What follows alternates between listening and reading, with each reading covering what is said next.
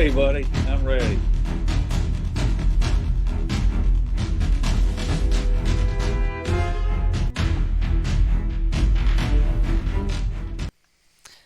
And we are back.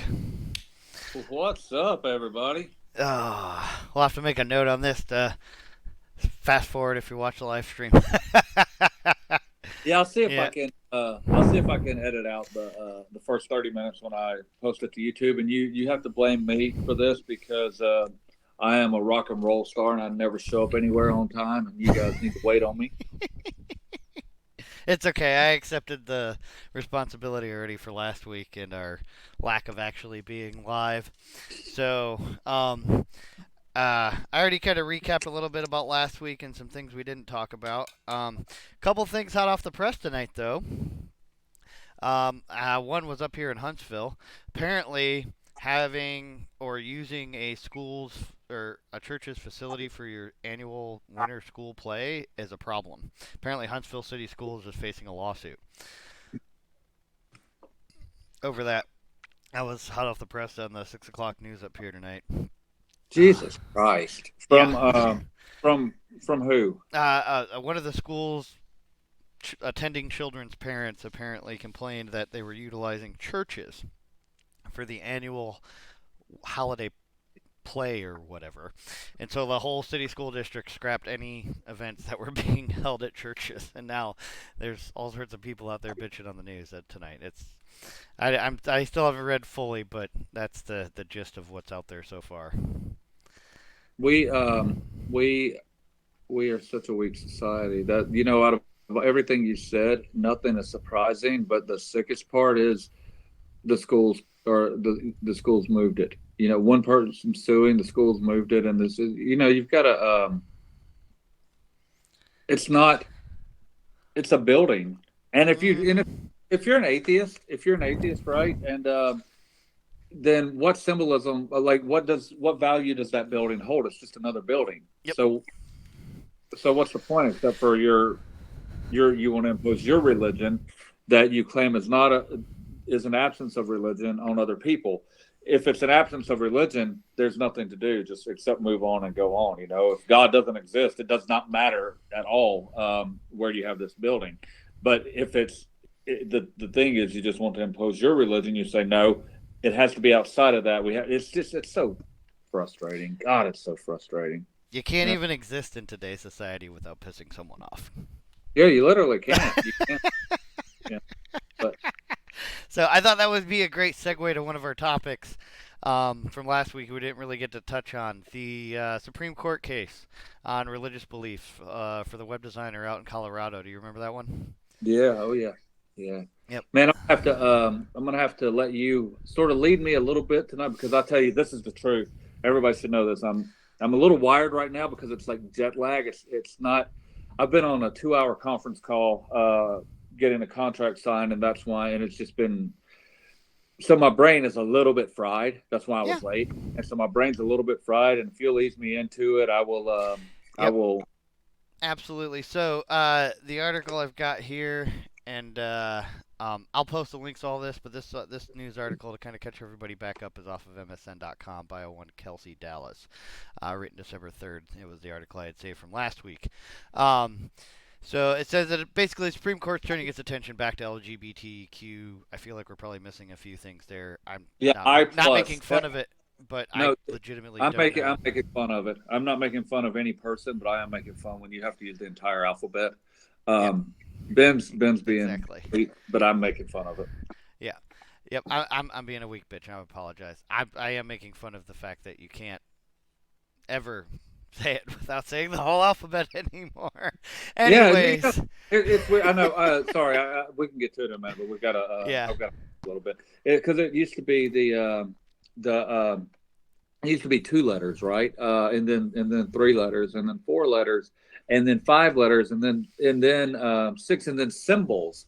And so now there's so many, I don't even know what's what. And I only know like when they add a new one on, I'll be watching something on the news, Yep. and then they will start and it's like the people that are supposed to know it too. They start tripping over. They're like running out of breath. They're like the LGBTQ plus AZCKY 42 AK-27 Night. Oh my god! And so, yeah. Anyway, go ahead about the web Yeah, designer. so if I remember correctly, wasn't it Colorado? Wasn't that where the cake baking thing was a Yeah, few years ago? All right, so it was. back to the same shit. Apparently, Colorado has this really horrible non-discrimination law, right? Yeah. And so the court case is 303 Creative versus Atlantis, um, and the defendant or plaintiff in this case, because she's complaining that the Yes. She state, doesn't want to yeah. follow the So law. the plaintiff in this case is saying that Colorado is censoring and compelling my speech, she recently told the Associated Press, forcing me to communicate, celebrate, and create for messages that go against my deeply held beliefs. Yeah. So, first question I've got: who in the hell wants a website for their wedding? That's a good Like why? question. Who need? I mean, did you have you had a website for your weddings? Weddings? Any of them? No, I didn't have a picture of my weddings. Okay. That's I no, I no, I don't know. That's great. I've never thought of that, to be honest with you. I didn't. I've never thought about who would have a website or who wouldn't. I didn't even realize it. It was a wedding website design. I yeah. didn't realize that was the whole issue. I should have. I mean, Yeah. I just really didn't pay attention to it. But So, obviously, that's crazy. yep. Who would want to? Yeah, that's a good I don't question. know. I mean, a cake I can get, but I mean, Yeah, sure. I mean, everybody loves cake. I mean, even if you don't like weddings, even if you're an atheist, you probably My love first cake. my first marriage, my I got married in Las Vegas, right? And I was wearing ripped up jeans and this t-shirt with not a t-shirt, but this like button up cowboy style shirt with this big eagle spread across it. hmm And I got married by this preacher. And he are you familiar? Have you ever heard or do you know who Creflo Dollar is? No, I don't think I have. Okay, well he's like a televangelist preacher in Alabama. I don't know if he's still around or whatever, but he's like the stereotypical black preacher. You know what I'm Okay. saying? Like real flamboyant, wearing. And so this is the guy that married us, and it was funny. The whole thing was just so comical and so wild, and but my point on that, like we had really like nothing about a traditional wedding was there, but we had wedding cake. Yeah. Yeah. I So mean, everybody loves cake at any wedding. I mean, right. I could marry my dog back here, and he would love cake. Yeah.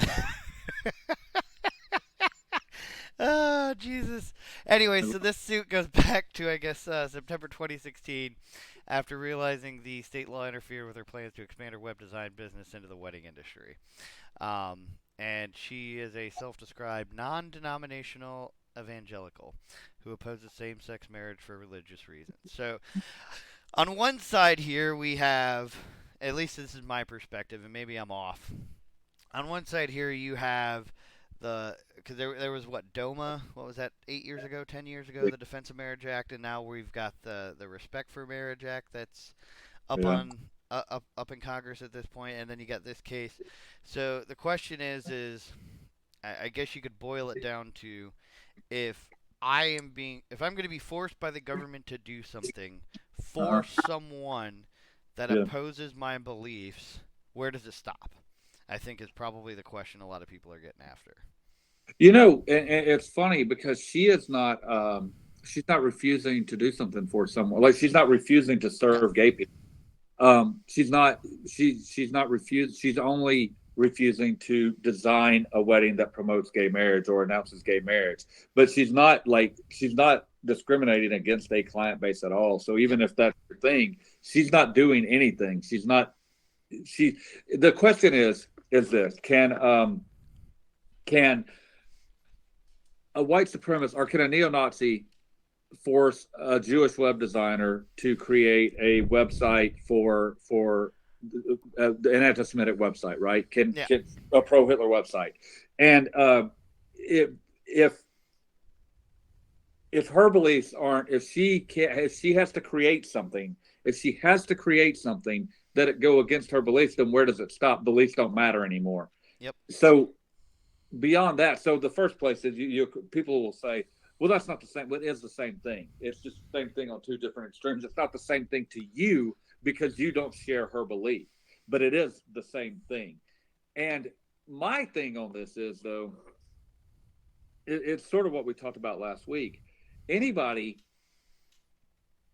what people think they're doing by censoring, if you want to call this woman a bigot, if you want to say I'm sure she's been called much worse lately. yeah, if they want to say that she's a bigot, but because she doesn't want to offer a service, by censoring bigotry, you're not. And we talked about this last week, but you're not eliminating bigotry by censoring bigotry. All you're doing is sweeping it under the rug and creating a black market for it. That's Yep. it.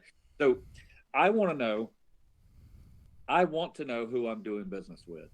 If you hate me because of my skin color, I want to know that so I don't have to do business with you. I don't A want the government. 100%. Exactly. If you hate me because I'm from Alabama, if you hate me because I'm a libertarian, if you hate me for whatever reason you hate me for, I want to know. If you hate me for a lot of reasons, I might agree with you and go eat there, but I at least want to know why. Yep. So it's not doing anybody any good. You can't legislate your way out of this. You can't legislate morality. You can't legislate love. You can't legislate peace. You can't legislate community. All I you can do is let people be themselves and show who they are, or you can force people to hide who they are. And when you force people to hide who they are, really, really, really dangerous things happen on both extremes. Because when you force somebody to go undercover, you get a lot of people that are going undercover and they're doing things right. They're doing things like we're going to just say, stay on the narrative, the government narrative, the media narrative. So they're doing things in the name of racism. Okay. They're doing things. So you've got people that are going undercover. They're doing a lot of things because they're racist, right? So that's dangerous for one thing, and they feel like they have to. They feel like they have to be covert. And they're recruiting other people to do dangerous, murderous, bad things to people of different races or ethnicities or whatever. And then also, so that's dangerous and that's really, really bad. Also, anytime anything else happens, they're being blamed and lumped in for the same thing. So so you're also creating a divide. And then what you're doing over here is you're calling all these people racist who really aren't. They're not even close to being racist, but they're being lumped in with this other group because everything's a dog whistle because you can't. Everything has to be a dog whistle because you can't speak up and say the truth. So if So on that, you made a point there about lumping everybody in together and everybody's racist. Right now in California, it's literally up. The state's hearing arguments about paying out reparations for racism and slavery. they're going Like, to, like how in the hell do you even determine that? you don't. You do it by who's going to vote. Who's going to vote for the? It just, I mean, Yeah. you said you can't legislate morality. I was going to make a smart-ass comment. There's probably about 160 million people out there that voted in the last election that will probably argue that you can.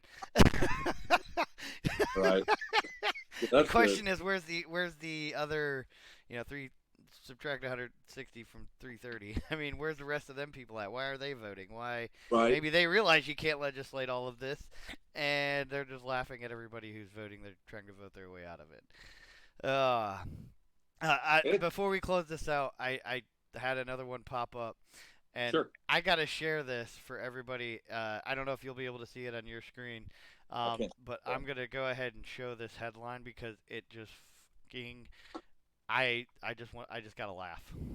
So it literally says the headline reads U.S. Supreme Court makes jokes and ignores facts as LGBTQ rights hang in the balance. What in the world? That's literally a headline about that case right now that we're talking about. And the photo is a bunch of people out there with what I assume is an old school pride flag and the new school pride flag. Oh, are there different ones? I guess. I mean, there's a rainbow flag that says equality, and then there's another one over here that's got this like triangle with a circle and a bunch of other colors, and then the rainbow. I don't know. Oh, damn. I'm not real sure. But yeah, I know. I saw that one literally right before you got on. I was looking for some updated articles on that, and I saw that one, and I had to use that. This is literally what the media is trying to do: is to get everybody riled up over this.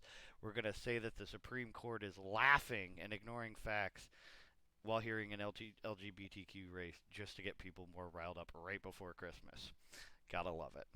Gotta Hey, love it. um, JB posted, well, 44 minutes ago. Okay. Did he posted that he was getting no audio. I don't know. Um, that's odd. I'm I not don't. I mean, sure. that was 44 minutes ago, so maybe there wasn't any. I don't know, but I don't know if anybody's. Um, I doubt there's anybody even watching if it's been 44 minutes of dead silence. Yeah. Just I don't. I mean, that was no. It's there. It's okay. It's there. Okay. That's it. Got Um, it. awesome. So sorry to. Yep. Yep. Oh no, you're good. You're good. I'm glad you saw that because I didn't see that. He must that must have been back channeled or something. But, anyways, yeah. No, you got. I think that personally, the government saying that you have to make a website or you have to make a piece of art, like, I mean, what if you're a painter, like, and a LGBTQI plus, wants Okay. a nude painting of them done. Are you gonna tell me I have to do that? Yes. I mean that to me that's just like fucking why? It's ridiculous. People should be allowed to be people, Yep. and this, it all boils down to this. This. It's fun to make fun of. I mean, it's fun to laugh at the ridiculous, and that's what I'm trying to do. But I don't want anybody to feel singled out because I really don't care who you fuck. I really don't, and I don't Yeah. care what you call yourself. Like, I don't care anything about it. I don't care if you even. I don't care if you flaunt it. And if you want me to address you as something else, I will. It's no skin off of my nose. I Yeah. really don't care. So I don't want it to sound like I'm frustrated at trying to force people to do things they don't want to do, and that's what the problem is. The problem is, well, it's always going to be collective rights. When you look at people as a collective, when you look at people as a group, it's always going to be us versus them. When you say I need rights, when you say I need whatever group it is rights, when I need group rights, then what you're doing is you're saying that you're promoting bigotry Yep. because you're saying this group has to have either more rights or they have to have rights separate from human rights, from just individual rights. Because what you should say is, I need individual rights. And an individual right is I can do business with whoever I want to do business with for whatever reason I Yep. want to do business with them, as long as I'm not doing anything. As long as I'm not the government has to serve, the government should have to not exist. But if they exist, they have to serve everybody equally. A Like hundred they have, percent. A but 100%. any free individual walking down here, if I want to set up a lemonade stand, I should be able to sell lemonade to you, and I should not be able to sell lemonade to the this other person over here because I don't like the way they look, and that should be it. And then the community can say, you know what, that dude doesn't like to sell lemonade to ugly people, so then I'll get all the pretty people and it'll be cool. Or I'll get nobody, and because they'll be like, I don't want to do business with that dick, and that should be what it is. It doesn't. It's nobody's business. The only me not giving you something, me not doing something for you, doesn't hurt anything but your feelings. You forcing me to do something, or you taking away my ability to make a living, is a true aggression upon me. It's A not. 100%. A It, hundred it, percent. yeah, and it's not. And the problem is, everybody from too many people. I speak too much in absolutes. Too many people even in self-described libertarians, whatever, are looking for the state to answer problems that really were created by the state to begin with. Most of the Well, time, yeah. sort of, yeah, But even if the state didn't create the problem, even if there's just a problem, I don't know of a problem that exists in society that the state didn't create. To be honest with you, but if there is one, they certainly don't have the solution for it. But everybody Yeah. wants the state Because to if have a they have the solution. solution, then there'd be no point in creating the problem because then they can't tax or steal more money or create, hysteria over it. Exactly. Yeah. Yeah. No, I think that's pretty cut and dry. How do you think it's going to turn out before we move on to the next topic for the night? Oh, the Supreme Court on cases like this right now, this makeup of the Supreme Court, I think they're going to rule the way I want them to. I think they're going to rule. I don't think that there's going to be some more. There are going to be some left wing issues that I'm going to agree with that probably haven't hit yet. That I think the Supreme Court's going to rule the wrong way on. But Okay. on things like this, I think that they're going to. I think they're going to rule the right way and rule the law unconstitutional. Good. Yeah, I would have to say I agree with you. Next thing you know, we'll be called conservatives and want to be Republicans after this, but fuck them. Oh yeah. All right, so one you shared earlier, I'll do a quick screen share of this here. The The cat lady. Alabama inmate literally Oh, baked that. to death in overheated prison cell. I was. Which one did you want to do first? No, that's fine. Yeah, Okay. that. I mean, What was the other one again? Because I don't feel like I have that one ready. well, the other one was the old ladies arrested for feeding cats. They Oh shit! Yeah, no, I forgot about that one. Yeah, no, I can let me send it get to that you. article. Yeah, I'll Yeah. send it to you. Um, So yeah, the we'll talk about the let's talk about Alabama prison system. yeah. Starting with a 44-year-old man, Thomas Lee Rutledge, who died alone in an Alabama prison cell 2 years ago, sitting with his face pressed to the window, trying to breathe in cold air as the heat piped into the mental health unit he was in rose to an extreme level, according to a federal lawsuit. He was literally baked to death in his cell. Article written by, as you can see, Sarah White's Kodachek, and the article's on Alabama.com. So, did you get a chance to read the whole article or no? No, I didn't get a chance to read the whole article because I was working. And I wanted to. I'm actually the one that shared it, and I shared it so that I could come back later and read it. But the headline, it was probably enough for me. But before we get into it, I want to say what's interesting on the same AL.com website. Um, the same website where I found this article where I shared it. Okay. I've been wanting to write an article in response to this other article there. Beyond the violence, are there enough cops on the street? So in the past 3 days, I've shared articles where Hold on, I from gotta AL, find this one. I've shared articles from AL.com where they have arrested they've arrested old ladies for being late on the trash bill, and they've arrested old ladies for feeding cats, and they have inmates baking to death in prison. And AL.com then goes on after all of that to wonder, do we have enough police? Well, I know you want to talk about this. I can't even take it fucking serious. I'm sorry. How could you? How could you? Are I there are there enough cops on the street? They want to know with a straight face. Well, fuck. If they're arresting people for feeding cats, yeah, there's enough of them. You know? I mean, clearly, if they have that much time on their fucking hands that a stray cat getting fed is the highest of priority and people to take down. you know Oh, the Jesus Sage. this story though, and like I said, you're going to be more well versed on it than I am because I haven't had a chance to read it, and I feel kind of ashamed that I haven't. But the headline Yeah. says enough that it's not it's not any it's not a laughing matter. It's so Oh no, so it's not funny, but I just I can't yeah. With everything else, I the can't whole take thing the is crap, damn I can't take the media seriously when this is what they right? post back to back. That'd be like I don't even have a comparison right now. I'm just trying not to laugh my ass off at this. Anyways,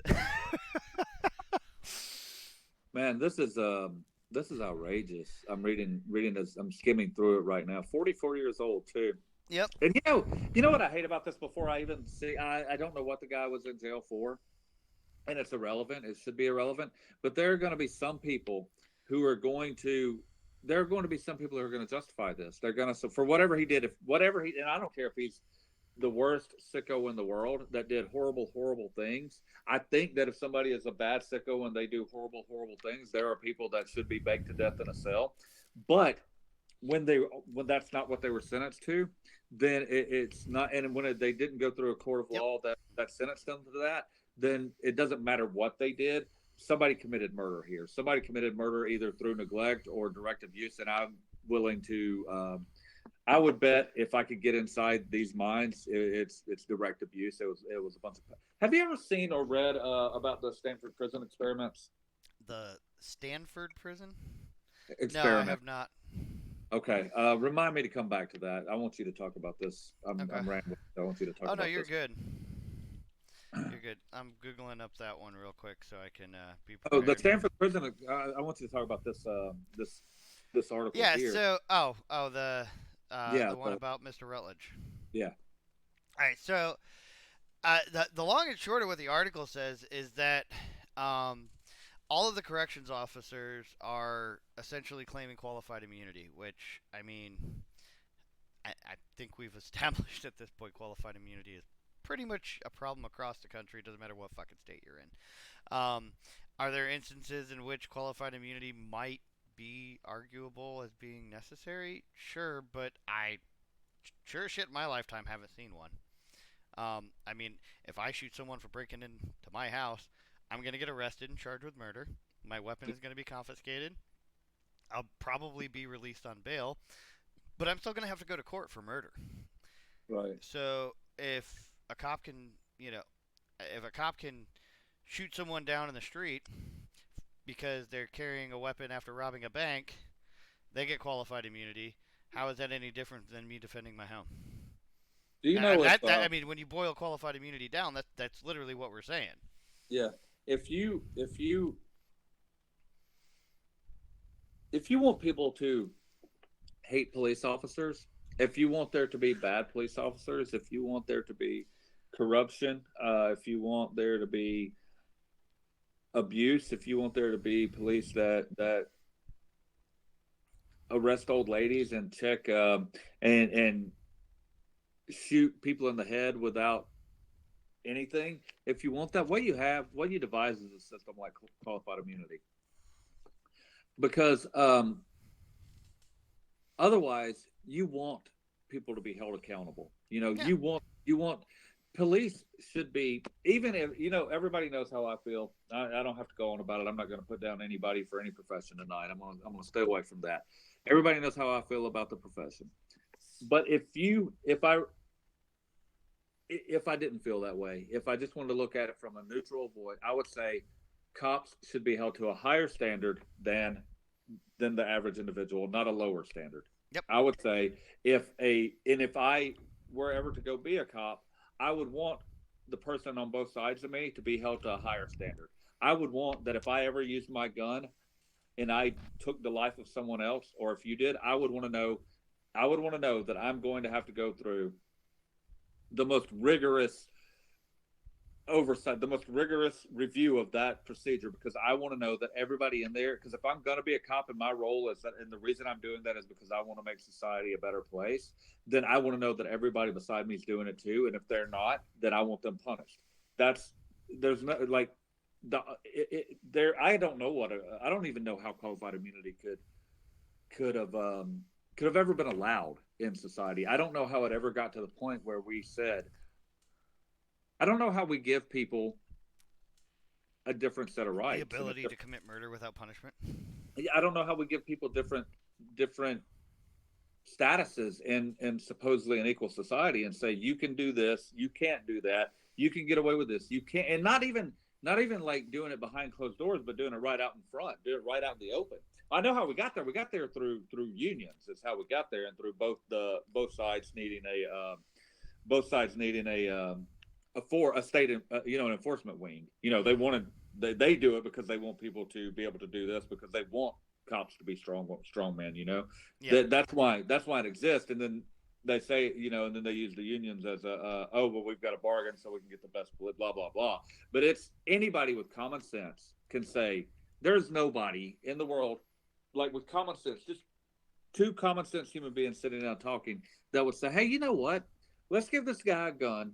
Let's give him power with his badge to arrest people, so that people automatically already have to sort of have a reverence to him and stay away from him because of that. And then say, if he goes out and abuses that authority, if he goes out and puts a bullet through somebody's head, he's free. No big deal. Nobody would say, hey, that, you know what, I can't see anything bad happening with Yeah.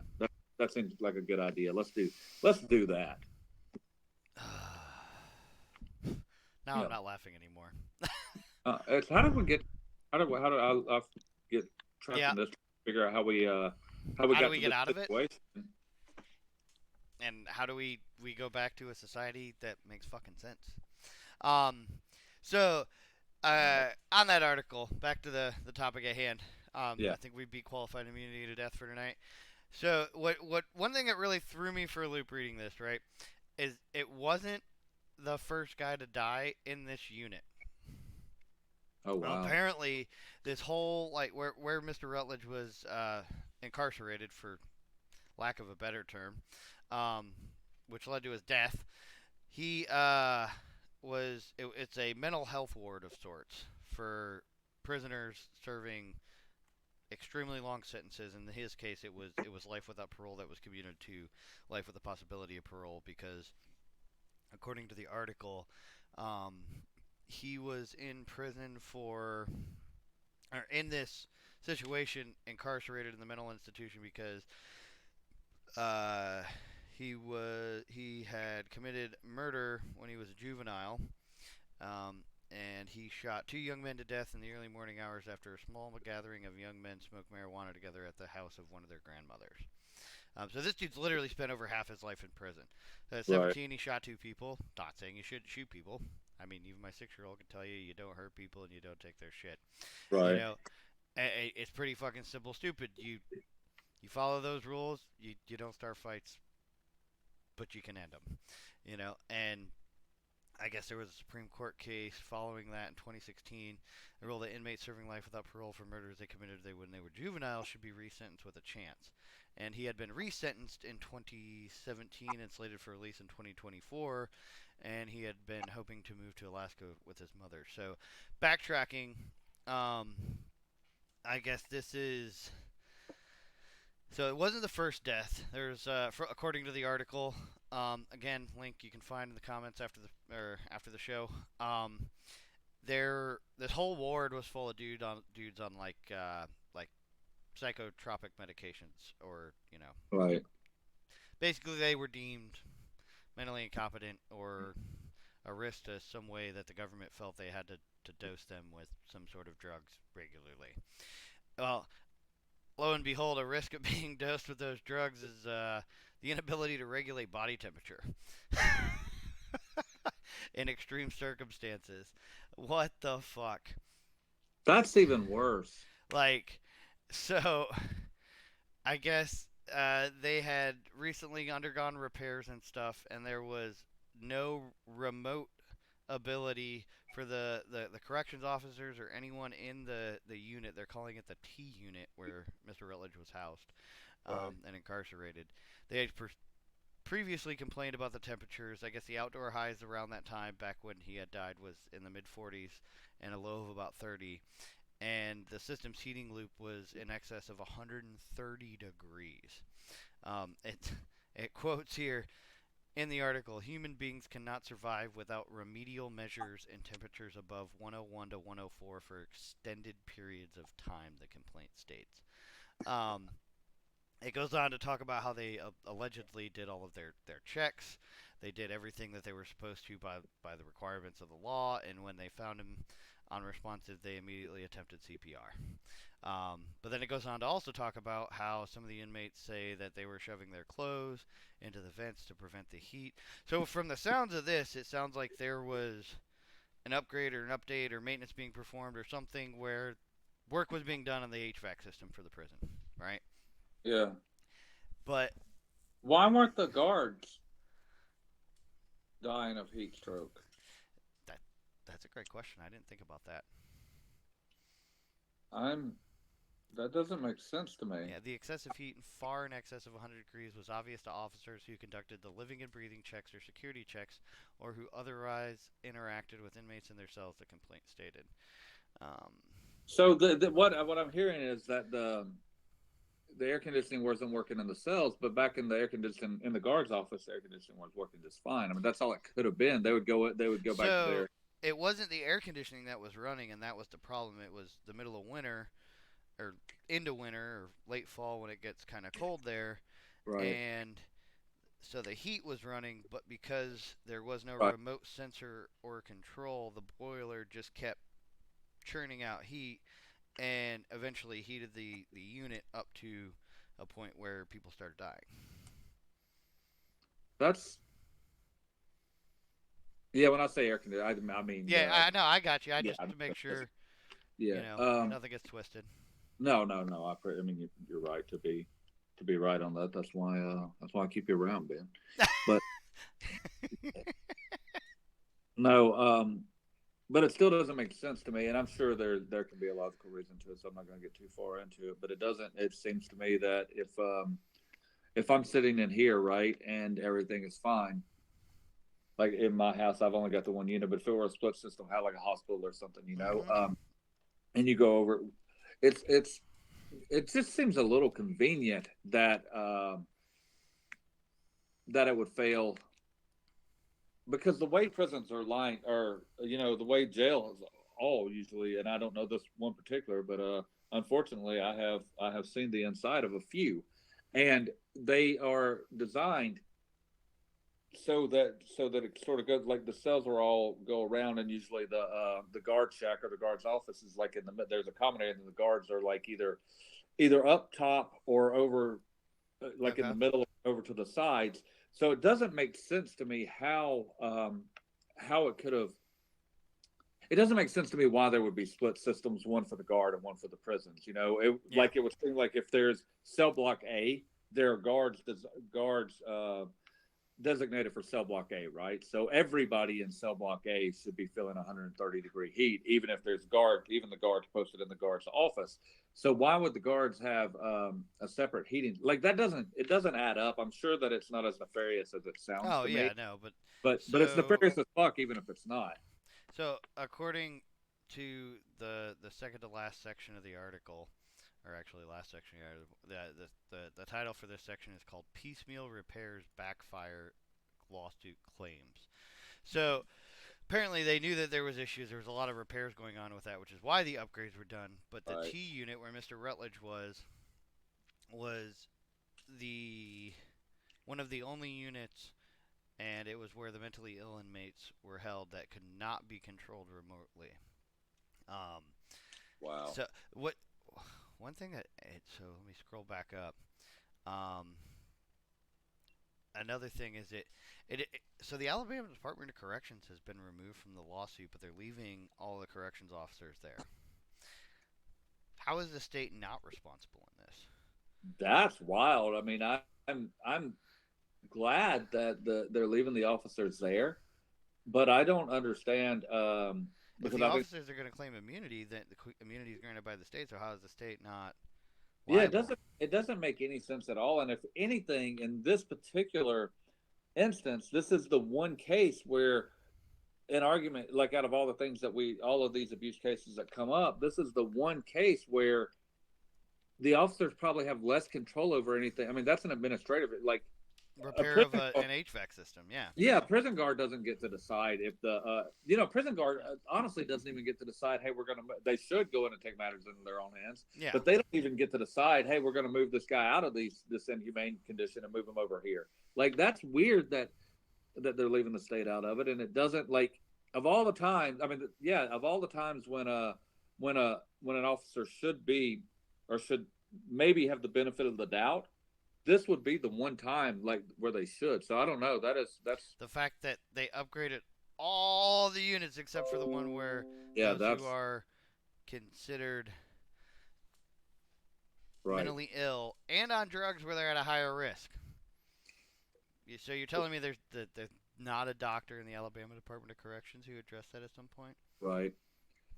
CBS 42. I'm seeing when this article was posted. Hang on just a second. 2 days ago, by Drew Taylor on CBS42.com. An Alabama personnel board orders prison guard charged in inmate's death to be reinstated. State Personnel Board has ruled that a corrections officer who was charged with being involved in the death of an inmate earlier this year in Central Alabama should be reinstated in the Alabama Department of Corrections. On November 16th, the Personnel Board of the state of Alabama issued an order stating that John Eddie Rogers, a guard at William E. Donaldson Correctional Facility, should be allowed to go back to work at the Alabama Department of Corrections. So,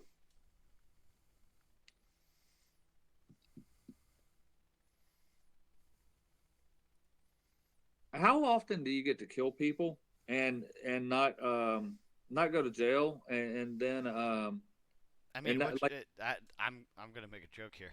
What depends on whether or not your last name's Clinton. that's true, that's true, but no, you know what, no, because she didn't get to go back to her job. She never got elected again. True, she at least, true. she at least no Well, to be fair, she wasn't elected to the Secretary of State. She was appointed. that's true, that's true, but she wasn't allowed to go back to it. Yep. Yeah. Uh, So he was found dead in a cell um, at Donaldson, July 5th, 2021. Following their arrest, Roger and Terrell were put on the lead. That's the amazing thing, man. If you come in, I sold motorcycles for most of my early career, right? And I'm just thinking of this because I deal with the public. I'm thinking if I were there on the floor selling a motorcycle, and the police came in and arrested me on the floor there for murdering someone, they wouldn't tell me take a vacation. Like at my work, they'd be like, "Dude, you're a murderer, and we don't want you here." And that's selling motorcycles. That isn't overseeing people in Yeah. cages. That's we have such a fucked up system. Administrative law judge's recommended order, and it's the opinion that this decision appointing authority to dismiss the employee is not supported by the evidence that the termination is not warranted. To my knowledge, he should be back at work. The board personnel said. I'm just reading through this. This is a different article that you weren't prepared to read. I just happened to. I was Oh, no glad. worries. I got a follow up on this regarding Alabama's prison system. Go ahead. So, have you seen the Limestone County article? I know we talked about this during election time when prison reform kind of became a big topic of the election, with, especially with some of the candidates uh, Right. running this year. Um, oh, damn ads. What happened? Uh oh. Yep. Let me What is just reload the page. All right, so this article here was from August 4th, where we talk about uh,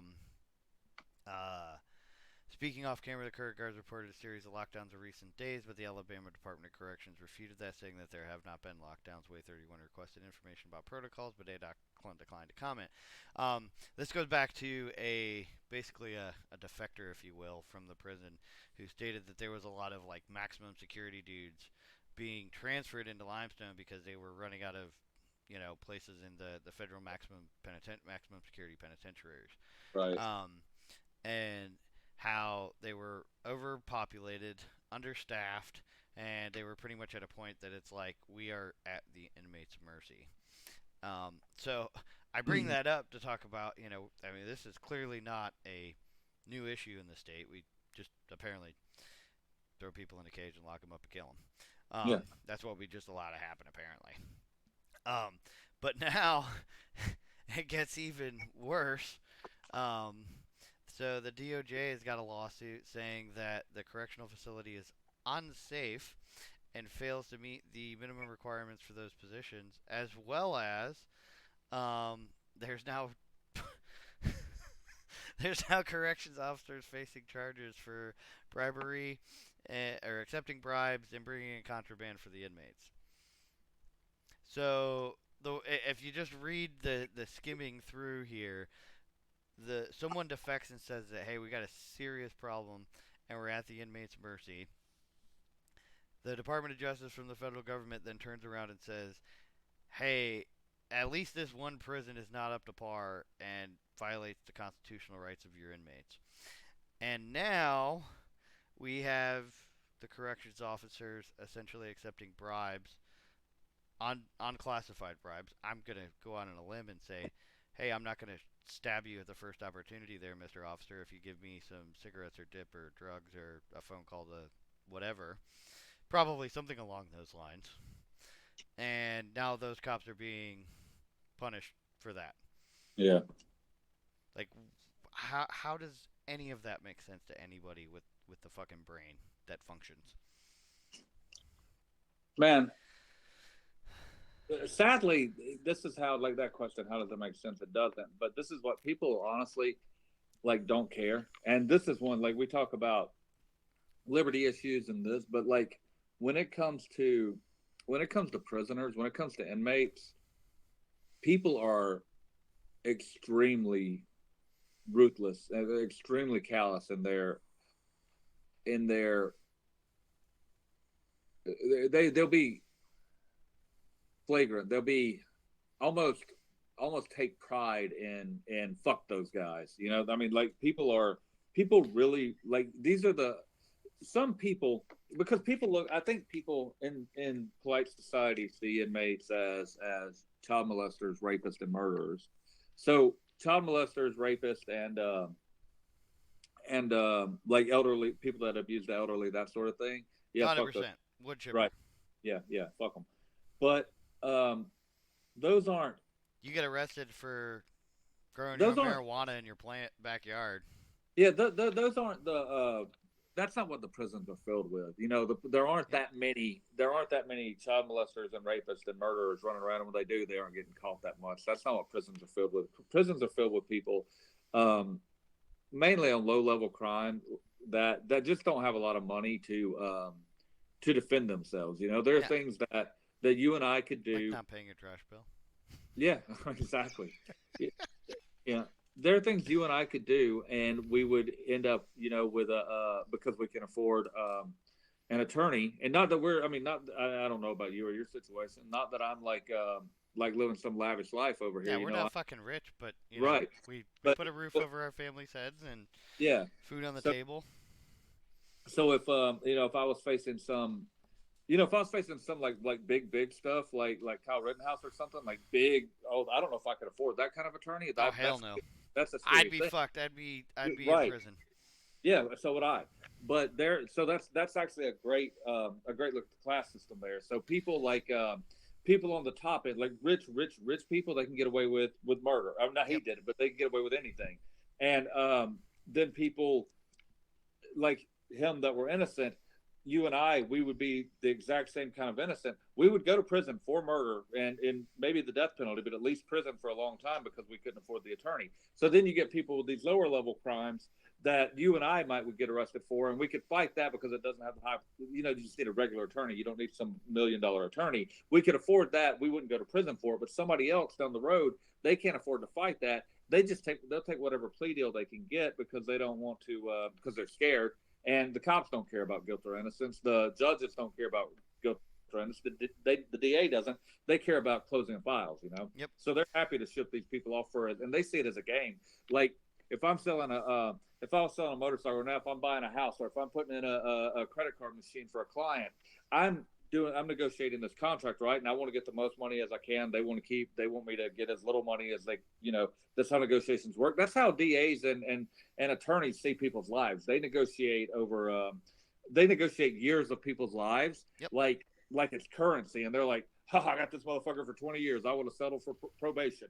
And, they'll brag about it. And that's what it is. So you end up with people in prison who have no reason to be in prison, but polite society, they see them all as just pure gutter scum, and they don't care what happens to them. And so they know.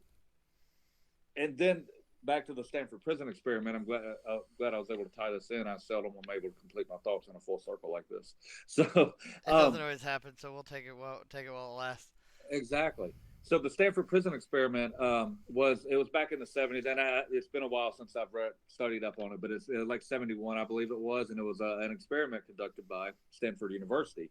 They took a group of Stanford students, mostly, they you can just say the stereotypical Stanford University West Coast student, somebody that would be very liberal, very much would agree with me on this prison reform type stuff and like how you shouldn't do this. A very peaceful type person, and they had different personalities, and they put them all like they had some that would be aggressive, an aggressive personality, some that would be a meek personality, some that would be a peace loving guy, and all these different personalities, and they put them undercover as prison guards and basically by the end of the experiment, all of these people became horrible monsters. They all, to a T, every single one of them became horrible monsters. Yeah, I'm reading an article. It was on the second day of this experiment the prisoners staged a rebellion. Right. It didn't even take 20. It didn't even take 48 hours, and they were I like, didn't "Fuck this remember. I shit, we're remember it being done." a couple of weeks. Wow, I didn't remember it being that quick. Yeah, Yeah, according to this yeah, no, Encyclopedia that's why I just Britannica, yeah. um, So when you when you have society that looks at these people that are in prison like that anyway, and then you put them in an environment where people are predisposed to become monsters and treat these people like garbage anyway, it's it's a throwaway. I mean, that's it. It's and people wonder. People say, well, why? like one thing I've never understood all throughout history, people have said, if you're innocent, you wouldn't run. And I think the only people who can think if you're innocent, you wouldn't run are people who are so naive that they believe the system is out for justice and are so super rich that they know that they can hire the best attorneys to get them there because the prison systems are truly filled with innocent people and they don't care if you're innocent or Yep. guilty. So if I know that I have the chance that I'm facing a big crime and I can't afford somebody to even have a real good chance to get it off, I'm going to run like a motherfucker. There is no Oh, way, 100%. innocent or not, I'm going to run. 100%. And, and so you've got these people in prison right now There's only that one are just time I'm not running, and that is immediate life or death. And at that point, it's judged by 6 or judged by 12 or carried by 6. And you bet I'm exactly. going to take judged by 12. Yes, sir. You're And right. if it's not immediate life and death, absolutely fuck him. I'm Yeah, peace yeah, out, Cub Scout. yeah, yeah. And in either event, I'm doing everything I can to not be put in the cage at the mercy Exactly. of the state. Yeah, no, exactly. So that's why people say, is it a good idea? People don't care. That's why Meemaw can run on building more prisons and like you're putting this prison in Centerville. It's in Bibb County, Alabama. Like everybody in the whole fucking community Is on that the both one sides. that's being funded by COVID money? Yeah, that's it. Yeah, yes, yes. And everybody in town hates it. They don't want the prison there. Nobody wants the fucking prison. And she's like, "Well, fuck you guys. I'm putting a prison You here in your elected me. town." I'm doing it, bitch. Yeah, and she didn't care. She knew she was going to get reelected. These people who are like fucking don't. She was saying beforehand, like there's petitions, there's signs everywhere saying, "Please don't put the prison here." And she's like, "Oh, I'm going to put the prison there." This is before the election, at least. I mean, she wasn't like a lot of times they'll wait till after the election to do. She was like, "No, fuck you guys. I'm putting the prison there," and because in the and they still voted for her anyway because in the end they're like, well, we need to be able to put more people in prison, because most of the world is scum and deserves to be in prison and baked to death. That's really how general society, like, they won't be so callous and cold about it as I am right now. Yeah. But in real life, that's how it When even, you boil it down to the simplest of terms, yeah. that's what it And it's is. bad. And even I'll always say about cops. I'll always say, well, if a cop's a good person, he wouldn't arrest somebody on a warrant for or what running not paying a speeding ticket or something. And then I'll say, even these people, I'll say even good people, they'll say, that sucks about that cop baking to death, and then they'll get in their car and drive away and not really give it a second thought. And so I have to say, if I'm going to hold the cop to that standard, I have to hold the average citizen to that standard too. Like, I don't know that. We only have so much capacity to do things in life, but I still think that just the absence of compassion for human beings in in the most unfortunate circumstance, I would rather be a homeless guy on the street having to fend for food than locked in the cage at the mercy of the state. There's not anything Yep. that I can think of that I would rather do than that. I mean, there's no, you know, You'd rather outside go of what, catch a pigeon every day to skin it and cook it yeah, over a big later to eat than be yeah. locked in a cage at the whim of the state. It's horrible, man. And so there's not enough. I wish you could beat that drum and get people to care. And I would encourage everybody. And I was going to say this for them, but I would encourage if you're on Facebook, join the Alabama Prison Reform Group and also the wrongfully convicted support group and see some of these things that are coming out on a daily basis, like some of these things that people are posting from inside the prison, people that are loved ones of inmates, and see a lot of the stuff that's going on a daily basis, so that these people become human to you, and maybe your perspective will. I hope your perspective will change. That's one thing. That's one thing that I have always like. Johnny Cash. I love Johnny Cash, but Johnny Cash had a compassion about going in and knowing these people, these downtrodden. Like people say we're Christian, and being a Christian, Christians will say, "Oh, I condemn these people in prison." They'll judge them, even though the Bible says, "Judge not, lest you be judged." So you're committing and the Bible also says, "Not one sin is greater than another sin," and I'm committing a sin by judging this person in prison. So I'm just there at the very best of odds. I'm just as bad as this person that I'm condemning as bad. Johnny Cash had a way of going in and seeing these people as human, a way that a lot of people in his position never would, and recording all those albums. And I wish that people because the thing is, and the reason I bring up Johnny Cash about this is the people that I'm saying, the people I'm saying that don't have the compassion for these people. I think a lot of fans of Johnny Cash would be like, let them fry.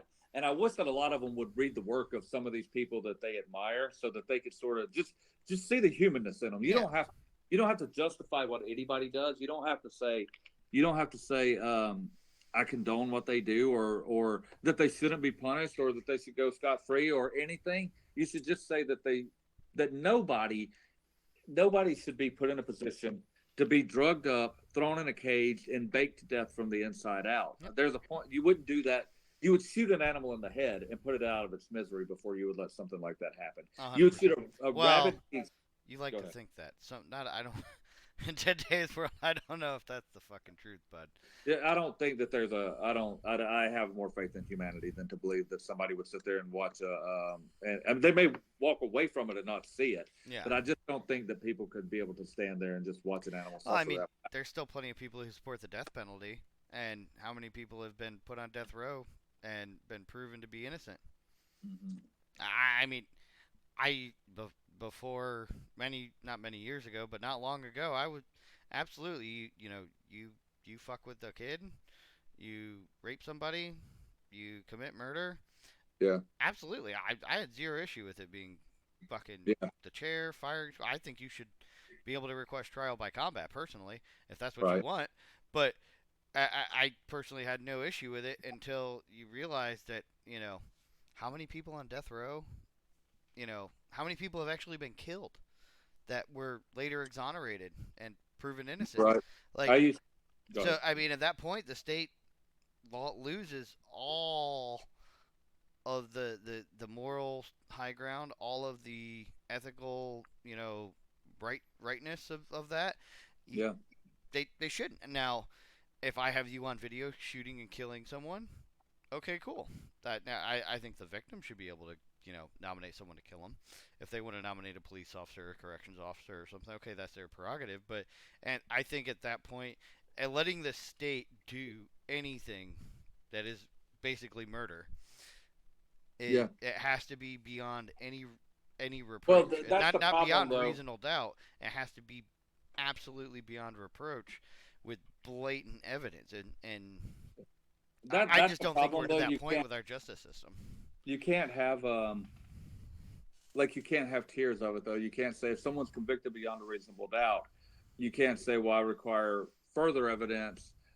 So you can't say this part, like, you can't separate it. So therefore, the death penalty has to Exactly. be abolished, because you can't say, well, yeah, that one was convicted beyond a reasonable doubt, but this one even more beyond a reasonable doubt. So we can kill this one, but not this one. Yeah. You can't, even though I And get that's what you're saying. yeah, yeah. If it was, but there is no.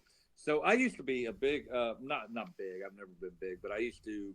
I've never been a proponent, but I used to believe in the death penalty. I used to think it made sense in situations like what you're saying, and it was Ron Paul saying also exactly what you're saying, that kind of opened my eyes. It's like, we don't we know the state can't. My favorite thing is to say the state can't run a whorehouse with a profit. We know the state can't make a profit at a whorehouse, Yeah. so we're expected to believe that they're going to get these sort of things right. Like, we trust them with these sort of things, and if is it better that is it better that some bad men live?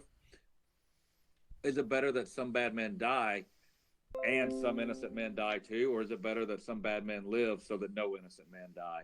And to me, it's obvious. I mean, it's obvious. I can't.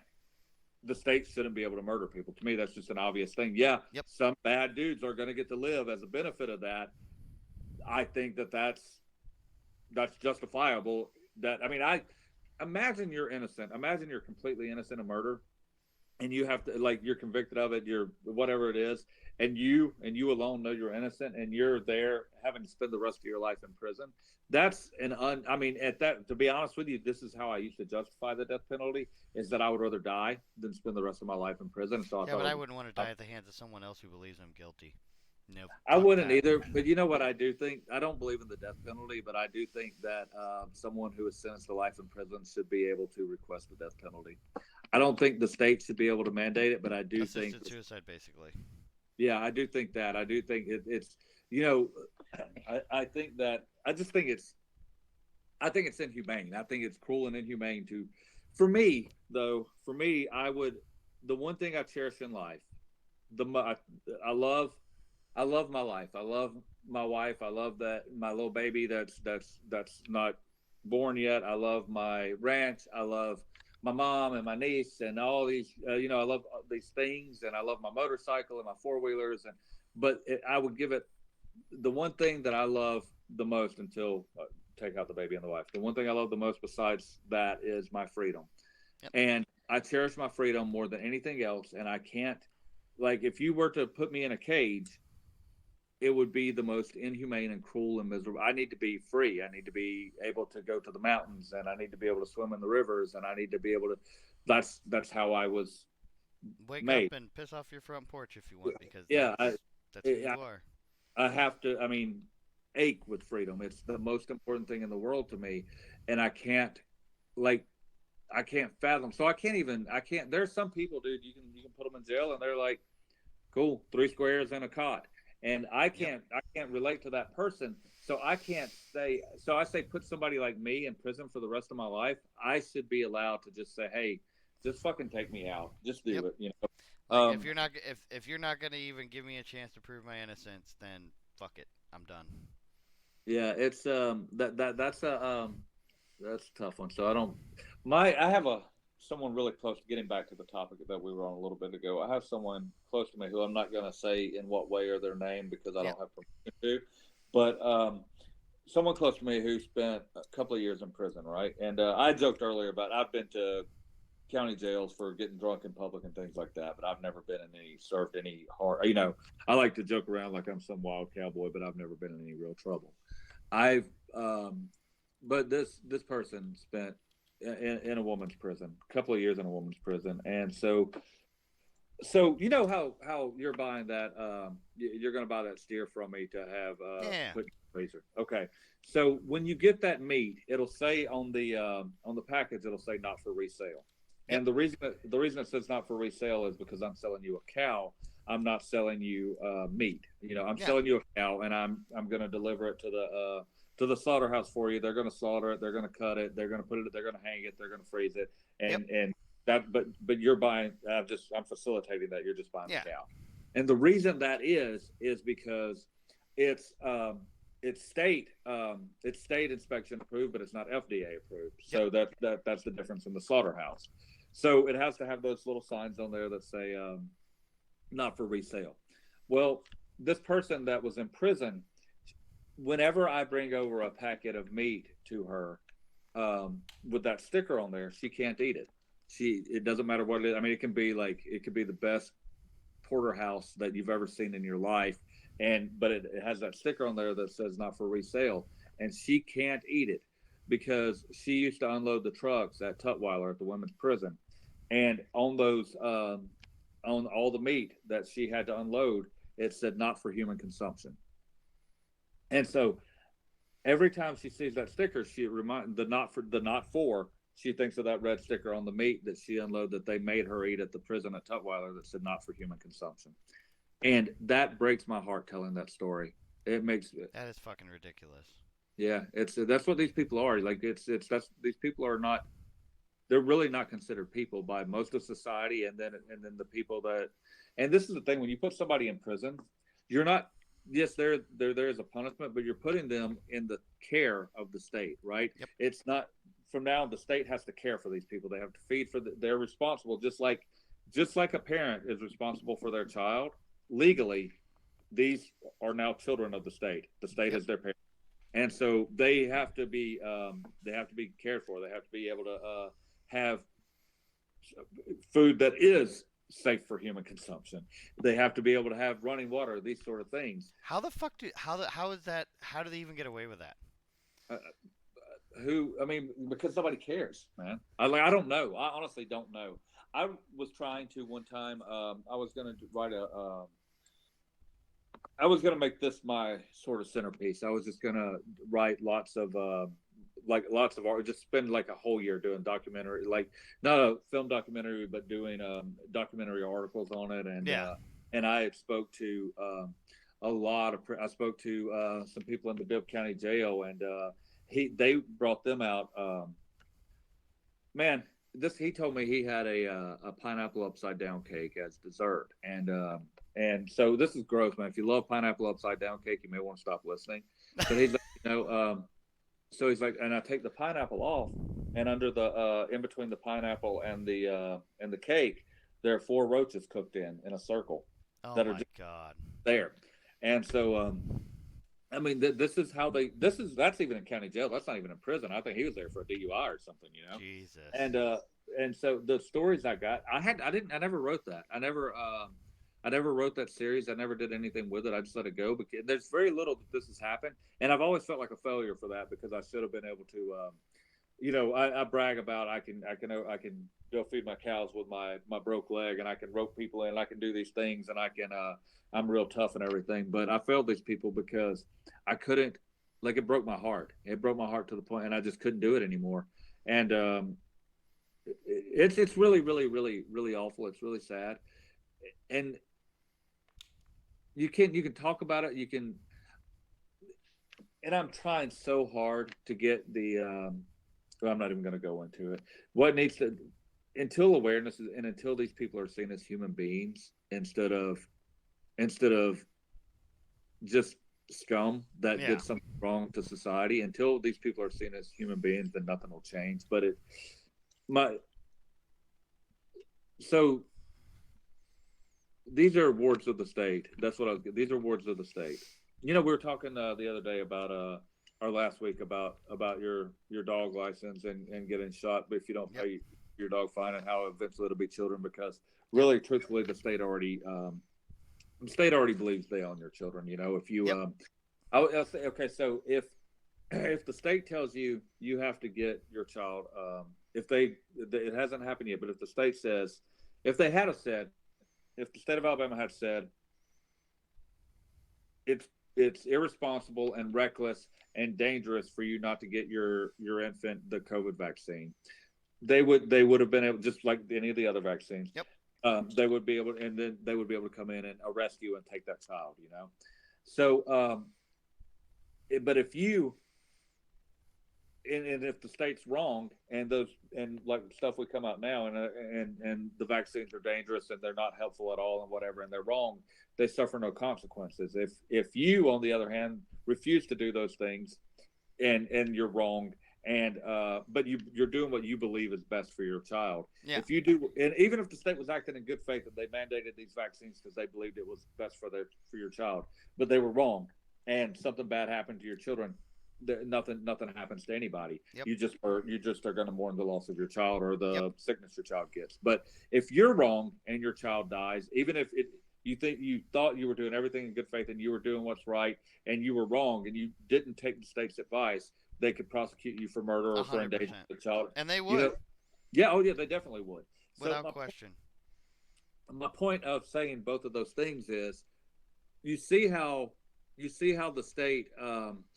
state takes care of the people that they're responsible for taking care of. They feed them food that's not fit for human consumption. You told me today about going. You went to the VA today to. I don't want to tell you. You went to the VA for whatever Yeah, you yeah, need to yeah. be. Yeah, I had my VA shit. Yeah.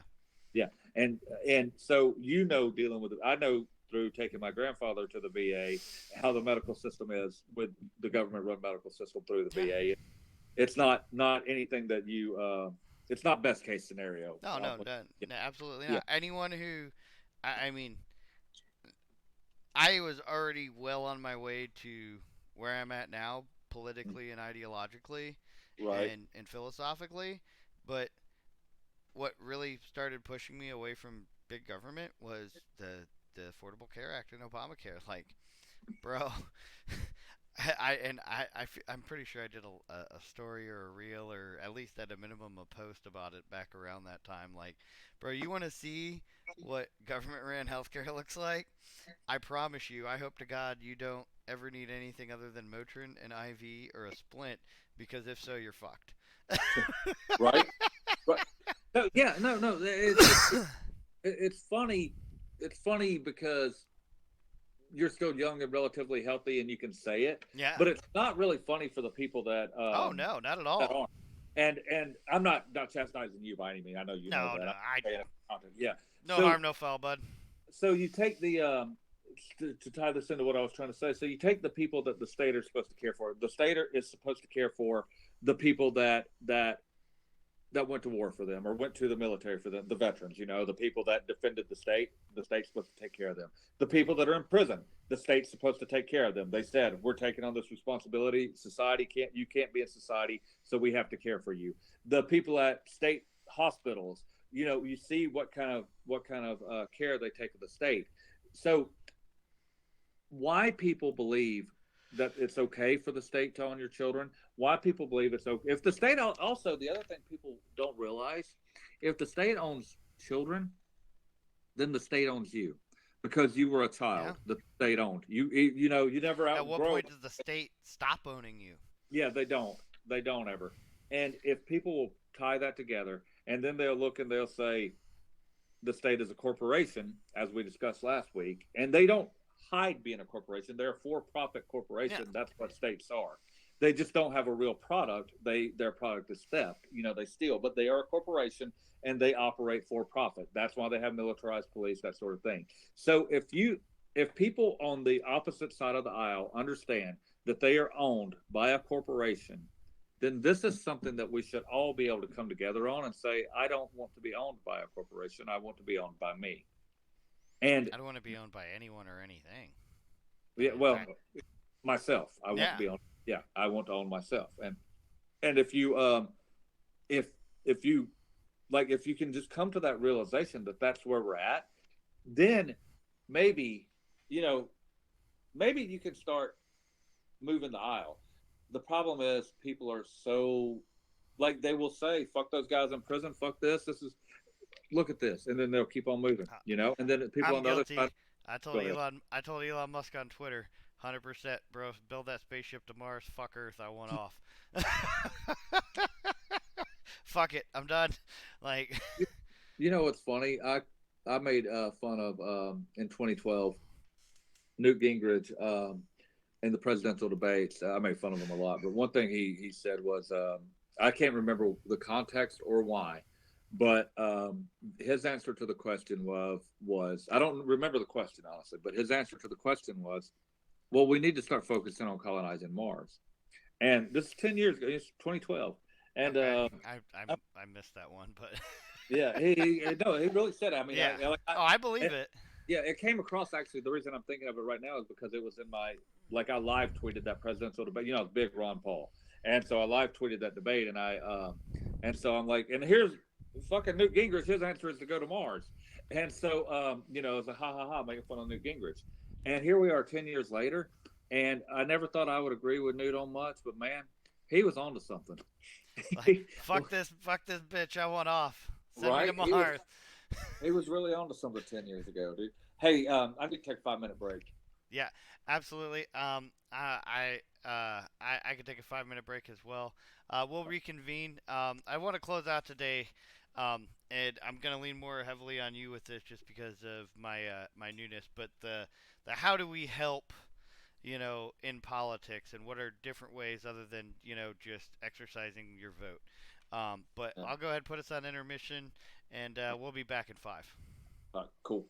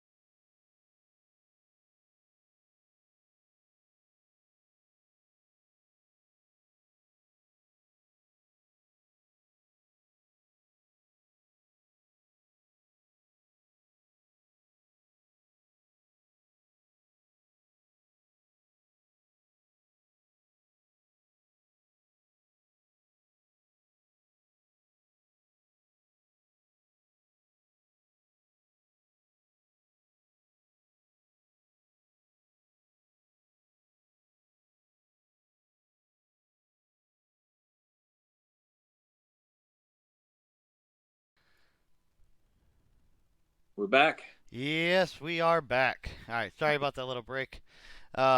Anyway, so yeah, no, that was something we talked. We started hitting on last week. Um, I'm gonna say for me, it is definitely an intriguing topic because I'm still pretty new to being an activist in politics, right?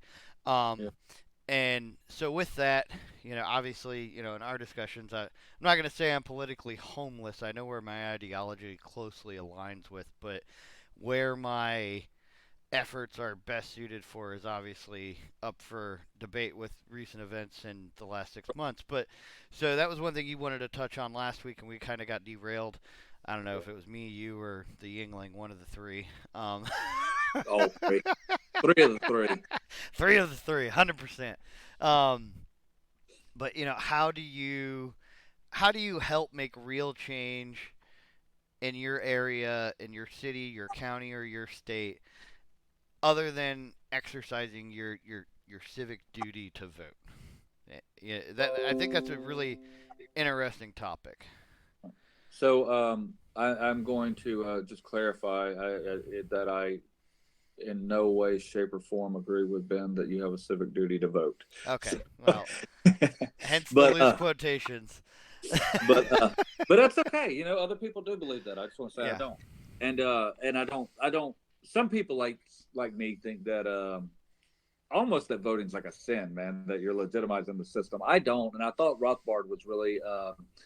Um, no, I'm sorry. It Rothbard too probably, but it was actually Spooner. I thought Spooner was really like his perspective on voting was really cool. He's like, unless it's a unanimous vote, then it doesn't matter anyway. He's like, if you vote for your representative and he does something later that doesn't represent you, then you didn't agree to that. If you didn't vote for your representative, then you didn't vote. You don't agree with this government. But Yep. a lot of people in my um, a lot of people in my shoes think the voting is bad, like not just not productive or counterproductive. They think it's like really really bad because you're legitimizing the system. And I actually see the argument. Like I do understand the argument. Like if the system shouldn't exist, you shouldn't go you shouldn't go play into it. You shouldn't go pick your rulers. Like if Yeah. you go vote for one or the other, you should. So I get that. I want to get to the point where you have to be a little bit realistic too. You have to say this is the society. I don't think that everybody should go vote. I think actually if everybody stopped voting, we'd be great if everybody would just stop out. But until they do, I would like to get to the point where we can have everybody just writes in, eliminate the office on most offices. That's actually, and I'm not even kidding about that's really what I want to be a big push is eliminate the office because most of the offices don't even need to exist anyway. Like most of the people don't vote for most of the people have no idea. Like I think there was something like 19 constable offices that nobody even ran for that still are on the ballot. And people, if there had been somebody's name there, somebody would have voted for it. But nobody cares. Like nobody cares. Like all these different offices. Like you don't have like competitive I don't know. Like most of the time, there's an auditor, but there's only one person running for it, right? Like nobody. So Yeah. somebody voted for it. It's there. Like nobody really cares. So you could do eliminate the office. You could probably, if you could somehow get it on the ballot, to, like as if eliminate the office was a person's name, they would win. People would vote for it and not even think about it, and not even know what office they were voting for. They just vote for it. That's how Yeah, irrelevant. especially in Alabama with straight ticket Yeah. voting, I think we're one of what, 6 states. Yeah, Oh, literally, if you could put eliminate the office as a Republican, bro, you'd oh almost man. I would guarantee a be win. a fucking Republican tomorrow. Oh my god, it would be so grand. It would be so great. Yeah, and yeah, it just we would no longer have anyway. Yeah. Yeah. So, but that's not your question. It was just something I wanted No, no, no, to. no. I mean, it's relevant though because there's a lot of people that are disenfranchised. There's a lot of people that do feel politically homeless, and they're exercising or being an activist in politics as exercising their civic duty of voting is really, I mean, frankly, it's the most politically active thing that probably the majority of our country does. Like, Oh, it is. Well, it's the most active thing that they consciously do, yeah, but it's really not the most active. It's not the most political. Like the most politically active thing that people do is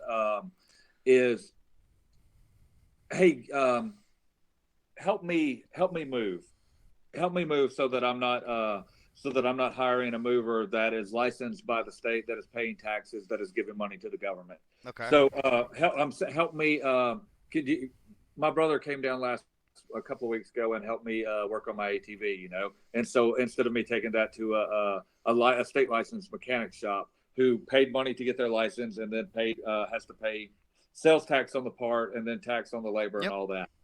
So that's revenue the state didn't get. So the most politically active thing most people do is go about their daily lives and live their daily lives, because you go about your daily life and you live your daily life outside of government reach. For real, you have such. If people realized how little government, like how little government interaction they have, and how little they need government to, and how much of their life is lived according to volunteerism, everybody would be a volunteerist. Like it would just be a no brainer. But people don't realize it. Yeah.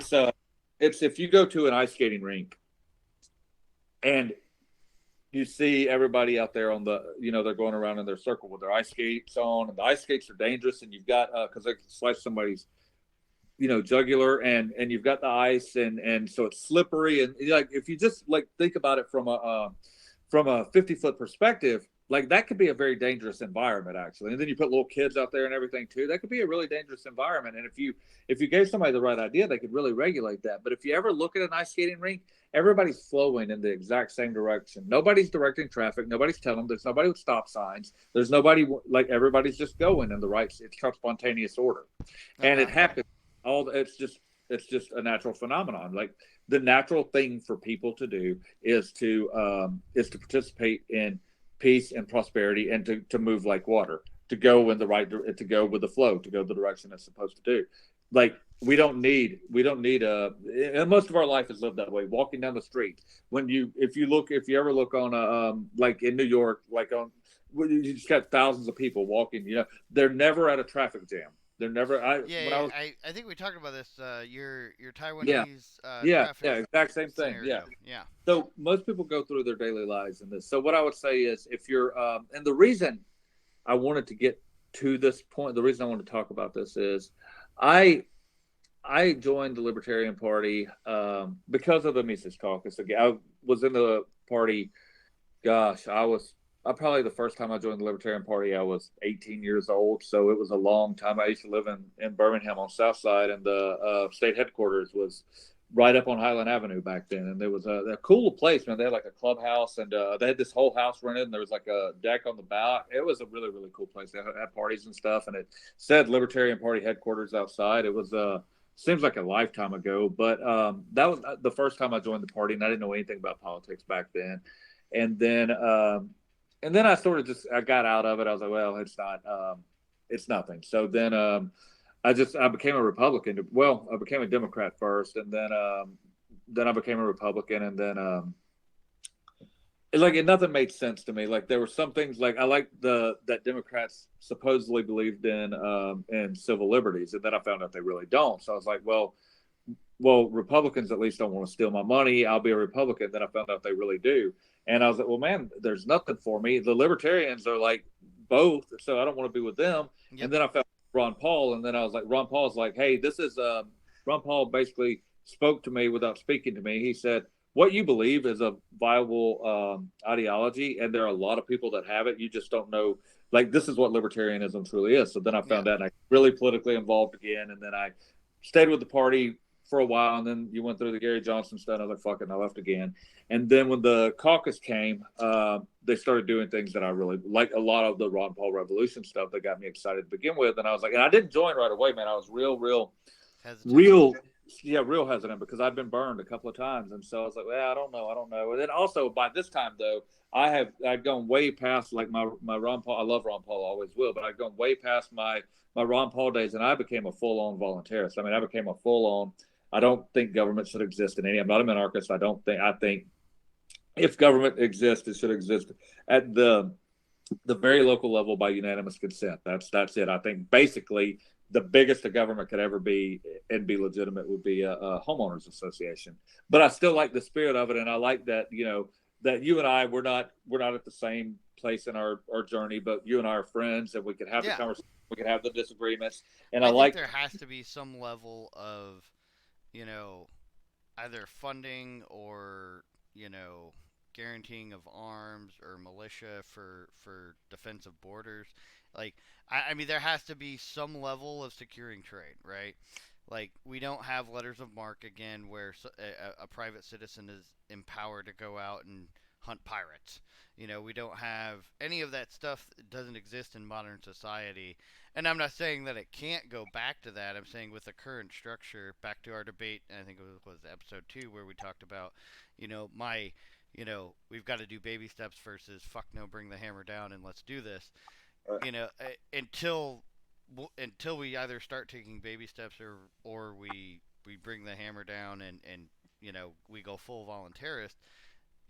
How do we get goods and from places that produce things that we want or need? I Right. mean, if we stopped exporting grain from America, how many people across the world would be starving in 30 days? Well, And if if those trade routes aren't secured, then what? I don't, I don't think that I'm going to hold off on this. Okay. I'm going to hold off on this because we will be all night, and I want to stay on Yeah. topic. And So, what, I want to touch it. I do want to. I want. okay. I think, but I think this is a full episode. I think what you're asking For me now sure. is Yeah, a full we'll, 2 hour we'll make it conversation. episode 5 next week. How, if government has to exist, and what capacity should it exist, and how do we get to a point where it doesn't have to exist the way it does? When and yeah. I think that's a great topic for next week, and I'm glad we don't have to think about it. So I'm glad Good that's thing it's already recorded because I didn't write that down. exactly. Yeah, exactly. It's good. That'll be for anybody who's wondering, it'll be on YouTube tomorrow, so you can watch it then, Ben. Yep. And um, what I was getting at is even though there were like people like you and I who have differences of opinion, we can have those differences of Yeah. opinion in good faith and do it from integrity. And what I liked about the caucus was that there were a lot of people like me, a lot of people who were more Ron Paul, and a lot of people who were a little more which really what you and like you and Ron Paul pretty much have like maybe there's a little daylight, but it's not a lot really in your Yeah. beliefs. I'm a little further on the anarchist side than he is, but there are people that are even a little further away in the caucus. But I respected it, and I loved what they were trying to do. So I was like, okay, you know what? Finally, I'm going to come back in, and I really fought it. I really fought it because there's a lot of people who I respect who don't respect this decision. They respect my right to make this decision to be a Yep. part of the party, but they don't see it as a like they see it as hypocritical, and I understand why they do.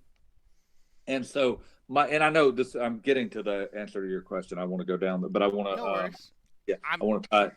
So there are people who see me joining the party or any political party as hypocritical, and my goal in joining the party was not to elect anybody. It never was. My goal in joining the party was to work with people who did want to elect people, and to bring in anarchists who wanted to initiate change in other ways. So, and to unite these people with one vehicle of liberty, so that you would have one arm of like people who wanted some small government going out there and doing those things, and another who to use it as an education arm and an activist arm with the logo behind it, with the with the The sort name of captive recognition, audience. the brand Yeah, recognition. yeah. To sort of be able to do both, and I thought that, and I really thought I could do that for a while. It was naive of me to think that, but it turns out the people I thought would reject it, like the people I thought would reject me, the anarchist, like they started like they. I'm not gonna say. I mean, there's some you know a few of them Yeah. Yeah. that are party or whatever, but there's some that are there. But the people that really rejected it were the other side. It was the libertarian. It was the people in the party. They're like, no, uh, a political party exists to elect people, and I just that okay, fine. So I'll quit fighting it, and I'll probably stick with it through convention, and then I'll probably be what the only reason I haven't gotten out, to be honest, is I'm chair of the Libertarian Party of the River Region, and I'm a state organizer for the Libertarian Party of the Mises Caucus, Alabama. And the relationships I have in both of those two organizations and the people that go in and work hard, and I don't agree with all of them, any of them on all things, and I don't agree with some of them on anything, very few things, but I respect each and every one of them, and they all work really, really, really hard, and they all want something, and I like the fellowship for one thing, but I like their drive too, even if they don't. They're not like, hey man, don't like. I wanted the whole party to really rally around that situation in Valley. I really wanted the party to be like, this is the drum Yeah, we should be, yeah, that should have been and they wouldn't. immediate. But there were people in, but the people in the caucus and the people in the affiliate both do want that. They're both working hard, trying to come. We're trying to come up with things to do. It's just, so I care about those people, and those are the only reasons I haven't left yet. That really has nothing to do with the party or politics anymore. It really is, and I hate to say it because you say everybody uses the. We say truthfully that the problem with the party is it's a social club, but I'm really there for the social club now. I'm really there because I'm friends with these people and I Yeah. respect them, trust them. But that's other than that, I would have already left, to be honest with you. So when So you leave, so outside of that, so the thing in Valley, so we'll use that as an example, right? So uh, if I'm just Joe Schmo out on the street, yeah, and I am just they're on the same level as us, like they're just fucking pissed that yeah, that these two women got arrested, and then find right, out that there's how many more people. What is oh, excuse me. What can that just average Joe yeah, who's not a part of a party, not a member of anything, what can they do to help yeah. affect change in Valley? So the way I was tying that, what I was saying, so when you leave the party, what do you do? That's it's Yeah. just the same question. So when you leave the party, what do you do? And for me, and it all depends on what is your goal, like how much do you want to minimize it. But so I'm going to give it from my perspective. Okay. For me, I think the first thing, and everything you have to take with you have to put it in context. So it has to, so if I say like the first, I've written down 10 things that I think people should strive to do as much as possible, but you can't take it as a black and white thing. So like the first thing I say is work off the books. When I say work off the books, I mean work off the books as much as possible. If you can trade your labor or your skill for cash or for items, do that. If you can live your life that way, do that as much as possible. But whatever you're doing, to not as much. Do you know a lot about counter economics? Not no. I've heard Okay. the phrase, but I can't say I've read anything on it. I'm gonna give anybody that I'm talking to right now, or that is watching this. So that means Ben and everybody else, a homework assignment for the week, and read up a little bit on counter economics. And Good I thing I'm don't. done with school. I got all this free time now. That's right. Yeah. So yeah, read up on counter economics because I think it's invaluable, and I think that me trying to explain it in the few minutes we have left would be counterproductive. Yep. So read up on some counter economics. Just read up on the concept. I don't, just as you have time. And I think the reason I tell you that is because you will be. I know how you are anyway, and I think you'll just get so I'm deep gonna go into it. down a rabbit hole, and Yeah. I'm gonna probably have to do like my own special episode to talk about it for everybody before next week. Yeah. Yeah, you will, and then so you'll start learning about red markets and gray markets and black. But so creating a counter economy is so that sounds so big, right? That sounds so drastic. What can you do to to promote liberty? Well, you can create a counter economy. Well, my God, no, but it's actually a small thing. It's host. So host, like if you want to, if you're at home and you like to cook or whatever, you like to have barbecues, Yeah. have town barbecues, and like do them weekly. So where you just invite everybody over and they pay for a ticket, and you can make your living that way. If that's not you, but Yeah. certain people can do it. They can make a living that way. They can sell food legally by doing it as a barbecue that everybody chips into when they come there by paying an entrance fee. So Yep. you're not selling the food and you're not an establishment. So you can do things like that, and that keeps money out of the revenue, and it promotes community. And the main thing, the one thing the state doesn't want is you to have a sense of community, a real Yep. sense of community. That's why we don't have it anymore. That's why we don't know our neighbors anymore. That's why society has changed. The main thing out of everything, what can you do to promote liberty, is get to know your neighbor. Is be friends with people. Is care about people. Help people. That those acts, like voluntarism, as much as the freedom and all that, it's charity. It's helping people that need it, and you help people that you care about. You don't, so start caring about each other. That's a Okay. big thing. Just have a conversation. You see somebody sitting alone on the park bench or whatever. You see somebody having a rough day. You see some, take 5 seconds out of your day, be nice to them, sit down. You see an old man that, old people love to talk because nobody talks to them. That's why. Go to a nursing home, visit a stranger. Those things. Well, how does that promote liberty? It does promote liberty because what you put in, you get back. And these little small things, they attract other people also. And so if I start listening to you, then you're going to start listening to me. And then you can talk about these concepts and you can have conversations. It doesn't have to just be you out there throwing your me dominating the conversation and me giving you my ideas. Okay. But so that's one thing. Working off the books, I think, is a big thing. If you can, and then the second thing is hire off the books. So if you have a construction project at your house, if you need your grass cut, if you need to hire a landscaping, whatever, as much as you can, don't give a fuck about the color of the person's skin or what side of the border they're from as much as you can. I don't care who you hire, but if you can hire somebody that's not paying a license fee, if you can do the Yeah. work yourself, if you can do the work Then do yourself, it yourself. yeah. But if you can't do the work yourself and you've got to hire Ask a somebody, neighbor. yeah, ask a neighbor, or find somebody. If it's menial labor, if it's something you just don't have time to do, find somebody that needs money. Find somebody that needs it, and ask them, hey man, you want to, because most people want to feel useful. Most people don't want you handing them $10. They'd rather work for that $10. Yeah. But people don't believe that anymore, but I still believe it's true. And even in those, and then if it's something a little more skilled, find somebody. Like for me, I'm gonna put up my house. The one thing I miss is I don't have a fireplace anymore. I had a fireplace my Oh entire life. God, I got a gas one right now, and I Yeah. miss my wood fireplace. It's so I'm gonna put a wood burning fireplace in here. I don't I know how to brick one, but I don't know how to put in. So I'm gonna get my friend John, and I hope he's listening because he knows this, but he needs to find it. But If you that didn't know, John, John, you're doing some work soon.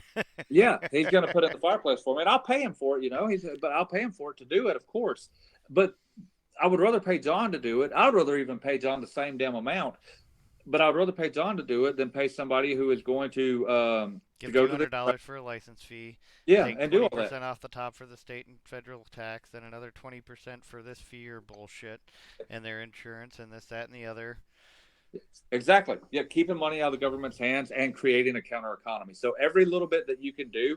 So if you're buying, if and then ask the people that you're doing that for. But you most of the time don't have to ask them because they're participating in this counter economy. Yeah. But you're growing. What you're doing is every little bit. Every time you're doing this, you're creating an economy. You're creating a black market. And as you're growing this black market, as you're growing this underground economy, you're okay. I want to read. Remind me, I need to read something before we hang up. Okay. Uh, but you grow in this little economy. It could be a neighborhood economy. It could be a town economy. It could be something. It could be. It's a little bit at a time. It's small, small steps, just in your daily life. All of these things have more impact than going to the ballot box and vote and casting something that, because in Alabama, it doesn't matter who you vote for anyway. The Republican's going to win 99% of the time, and so, unless it's Doug Jones and Roy Moore, unless it's that sort of thing, like some wild thing, your vote doesn't count. If it's president, it's always going to be the Republican. It doesn't matter. So your vote doesn't count anyway. But all of these things have, even if it seems like a minuscule difference, and there are things you can do. Like, because one thing when I was thinking about this, I was thinking about, there's a lot of big stuff you can do, but are people really going to do it? These are No. things you can do in your everyday life. And so the 3 and 4 are basically that same thing. It's just, it's buy and barter with local unlicensed businesses. Do everything you can to, if you like, I'm almost to the point where I think we shouldn't even trade. Like, if we're going to be trading in currency, it should be hard currency like gold or silver, not even Yeah. paper dollars anymore, but at least deal with paper dollars as much as you can. And if you can deal with something else, then do that, and like buy or barter with like I'm not. So the name of it took me forever to figure out what I was going. I still haven't named my ranch, but what I'm naming the company is Black Market Cattle Company because of I this. saw that. Yeah. So, I mean, it's just too obvious. It's black market cattle company, right? So, so that's what I have to do. And obviously, full disclosure, when I say deal with unlicensed businesses, buy from a local farmer, buy from a local meat grower, produce grower, whatever, honey grower, whatever it is, buy as many. When I say, because obviously there's some things you have to go to Home Depot for. There's some things you have to, but if you can buy raw milk from a local dairy farm, if you can buy your meat from a local chicken farmer or not a factory farm, but just a local person, and you can. Everybody that this touches Yep. can. If you can do these things, you're going to get a better quality product, and you're going to know what goes into it, and you're taking something away from the government. You're That makes sense. exercising, yeah, you're exercising your freedom. So exercise your freedom, because if you exercise, you grow. The more you exercise something, the more it grows. Exercise your freedom as much as possible, and your freedom will grow. And your lust for that freedom will grow also, even if it's just little bitty things. You don't have to depend on a street sign to tell you when to cross. You don't need an electronic device to tell you when to walk across the street. Just look both ways and go. You know, if if you ever get any, if you go out and you rape somebody or you go out and you beat somebody, then fucking go take your pill, do what you want to. But if you ever get a ticket, if you ever get arrested for any ordinance violation, I don't even like to say victimless crime anymore, but that's for people who aren't familiar. Victimless crime, but I don't like to say victimless crime because it's not a crime. So if you get arrested for an ordinance violation, which would be basically you doing anything that doesn't harm another person but the state doesn't like, when you go to court, plead not guilty. And like those ladies that got convicted of feeding the cats. Yep. So when you go and you plead not guilty, it's going to put a drain on the court's time. So if everybody goes in, everybody that gets a speeding ticket goes in and pleads not guilty, man, they're gonna hate themselves, because they're like, what for Now them it's is going not to like, court. do what now? Now it's got to go to trial in the Yeah, court yeah, system. yeah. So what they do is the municipalities, they do, if you go in on court date, you're gonna spend a couple of hours there, but they're gonna spend all day there, and that's with most people going in and just paying a fine. So if everybody's like, no, I'm gonna vote not guilty, they'll be so backlogged, man. They're gonna end up sending you home. You're gonna have to come back. They're gonna end up sending you home. You're gonna have to come back. If everybody, so one person at a time pleading not guilty, because they have at municipalities, they have trials same day, Mm-hmm. and no matter what happens when you plead not guilty, no matter how much evidence you have, they're going to find you guilty. And so the key to this is always appeal to the district court. Always appeal to the district court, because the district court the municipal court is meant to raise money for the city, for the town. That's all Yeah. it is. It's not an elected judge. It's an appointed judge. It's a judge who's generally, which is wild to me, they're generally a defense attorney in a different town. And so the judge will appoint that defense attorney from a different town to come to this town, or the city council will, and come to this town, and then find you guilty so that they can take your money. And and I don't know how nobody. I mean, they're not elected. They're not anything. They're just appointed. It's like the EC and the LP. It's like the EC. They appoint somebody to do this thing for them, and Yeah. they're vested with all this power, right? So it's the exact same situation at every municipal court. I don't know how it is in all the other states, but in the state of Alabama, every single municipal court, that's how it works. They're going to find you guilty no matter what every time. Yeah, somebody's watching this is like, well, I went one time and they didn't find. Okay, there's exceptions to every Always rule. exceptions to the rule. Yeah. For the most part, they're going to find you guilty every single time, and then you have to appeal to the district court. When you go to district court, you can request trial by jury, which is fucked up that you have to be found guilty and then appeal to get your right to a trial by jury, but you do have to do those things. So then you go and you have that court, and almost every time they're going to threaten you. This is how it'll work. You'll say, hey, I'm going to plead not guilty to my speeding ticket, whatever it is. And they're going to say, okay, they're going to try you. They're going to find you guilty. Then you're going to go to district court, and the DA is going to come up and they're going to be like, well, your fine's only $100, but if we go through this whole thing, then I'm going to have to give you the maximum in court cost, and it's going to be $300. And you're like, well, let's just go through it anyway, because I'm going to win, and it's going to be zero. And they're going to be like, okay, but it's got, we might even have to throw some jail time in there. All right, well, I'm going to win, so it's fine. Well, hey, what about if we just drop it to $75? No, I don't want 70. Okay, what about if we just drop it to $50? No. Okay, you know what? Instead of doing all this, we're just going to throw it out. And it almost 9 out of 10 times, that's how it happens. Sometimes they will make you go and do the trial. Yep. And when you do, you'll either win or lose, and whatever it is, you're going to end up with the same. You might end up paying $50 more, but it's very rare, and you're going to pay your fine and you're going to leave, and it's all going to be done. But if you do that, there's not a bigger drain on the system that you can do, and that one thing. The reason that cops, the reason there are speed traps, the reason they do all these things, the reason the courts are packed is because it's profitable. Because they have the system set up where everybody goes in and out. They come in, they give money, you leave. But if it becomes a drain on the system, if everybody will start pleading not guilty, then it's not profitable anymore. So then they have to change their tactics. Then they don't want to give out all these speeding tickets. Then they don't want to be hiding, but then they want to start focusing on other things because they don't want to have to be in fucking court for 3 days straight while arguing over citations. So please, please, I beg you, for the sake, I know it's so easy to say, fuck it, I'll just pay the fine and go. I've got things to do. Guilty. It's we're all guilty.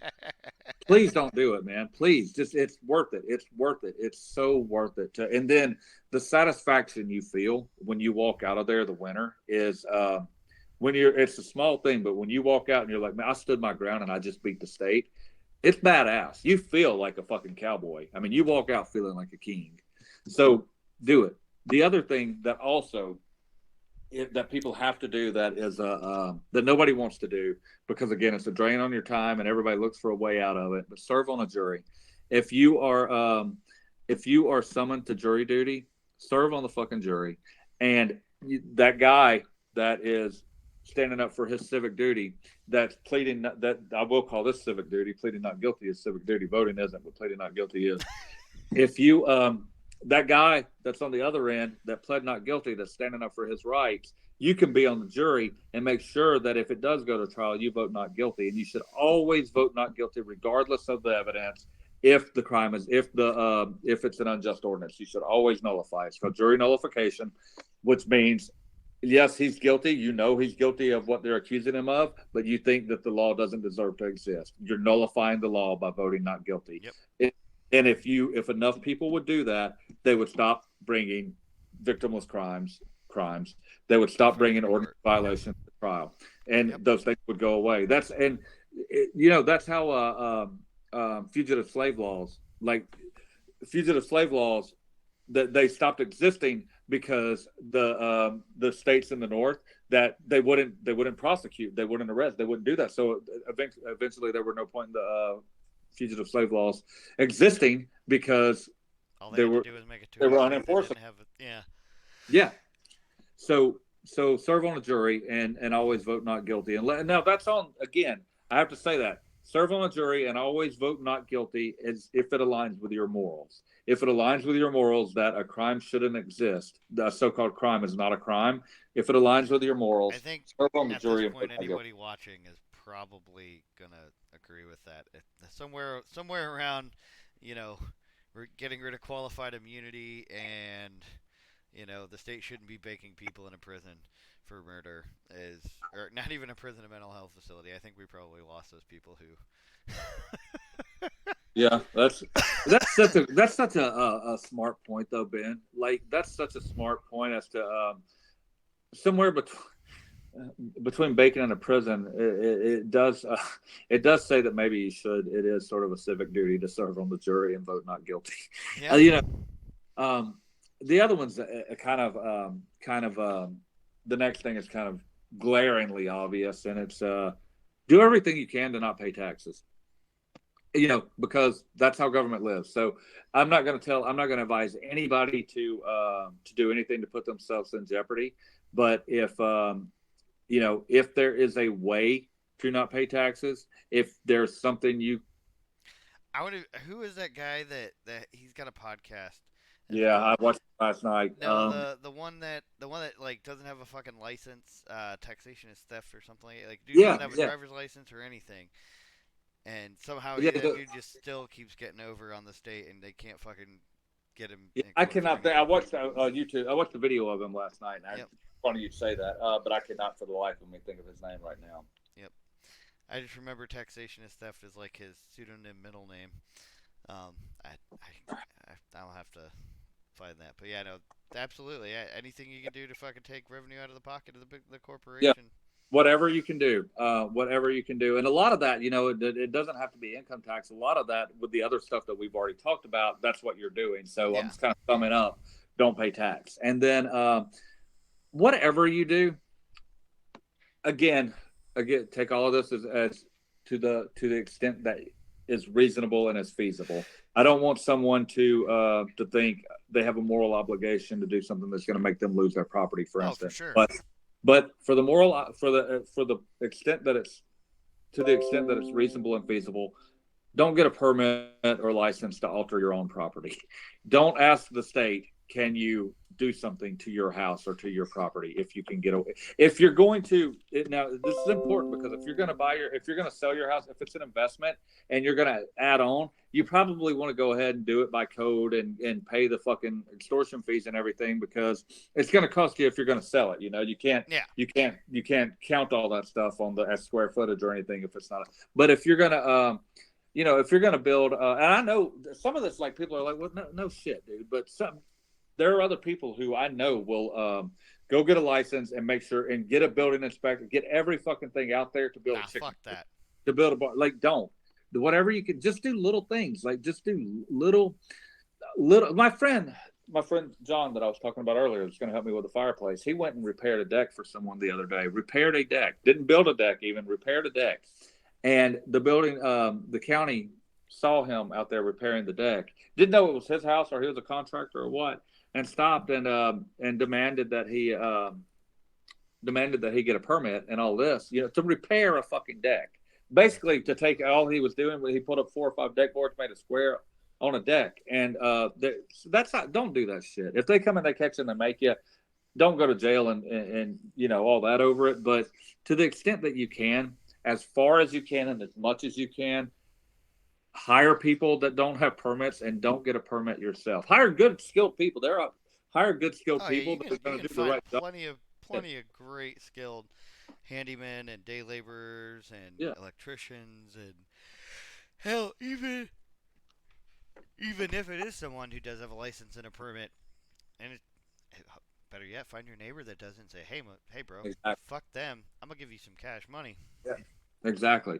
And again, yeah, I want to that's ideal. That's key. But if you don't have someone in your circle that can do, and especially if it's trivial things, like think about the people that are struggling, that are on the street and say, hey, do you want to make some money? I'm not talking about you don't want to go fucking find some random stranger to come and build your deck, but to rake your leaves or to haul off your trash or something or whatever, um, think of the guy down on the corner, the guy that you always see that's kind of struggling, and throw 20, $30 their way to do $100, whatever, just depending on the job, obviously. But then the reason I keep going back to saying that is because it's spreading goodwill for one thing. So you become, you're helping somebody that needs it, and you're creating it.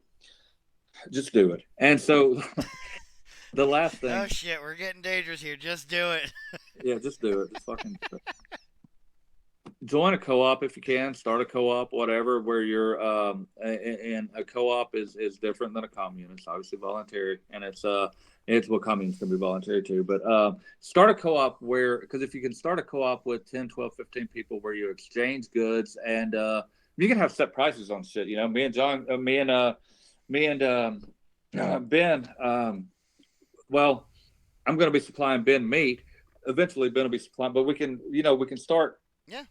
10 or 15 different people, and then we can exchange our services all around. So then if my friend John, who's the carpenter, for instance, well, John in this group may be he can supply the carpentry for everybody in the group, so then you've created a true counter economy by Yep. going and getting to know these people that you've built up along the way or whatever. So you just start, I'm calling it a co-op, but just start your little community of people, your go-to guy. Have your mechanic, have your mechanic, and then recommend them to, and so that you're all, and then do business with them, like, and have them do business with each other so that you're all, and then pretty soon you'll find you have really very, very little use for the state whatsoever. And the last thing I'm going to say, does that make sense? That last thing I said, that I Yeah, explained no, that? 100%. And realistically, like that, I'm glad you kind of put it that way, and kind of encapsulated that. Like everyone, I'm famous, at least in my circle of friends, and definitely within my family. I mean, I've got 5 shirts that all say I hate people because, I mean, Right. to be fair, most people I can't fucking stand because they're just Right. stupid as shit. My running joke is I tell people to go apologize to a tree because they don't deserve the oxygen that it produces. I Um, love that. I'm gonna steal that.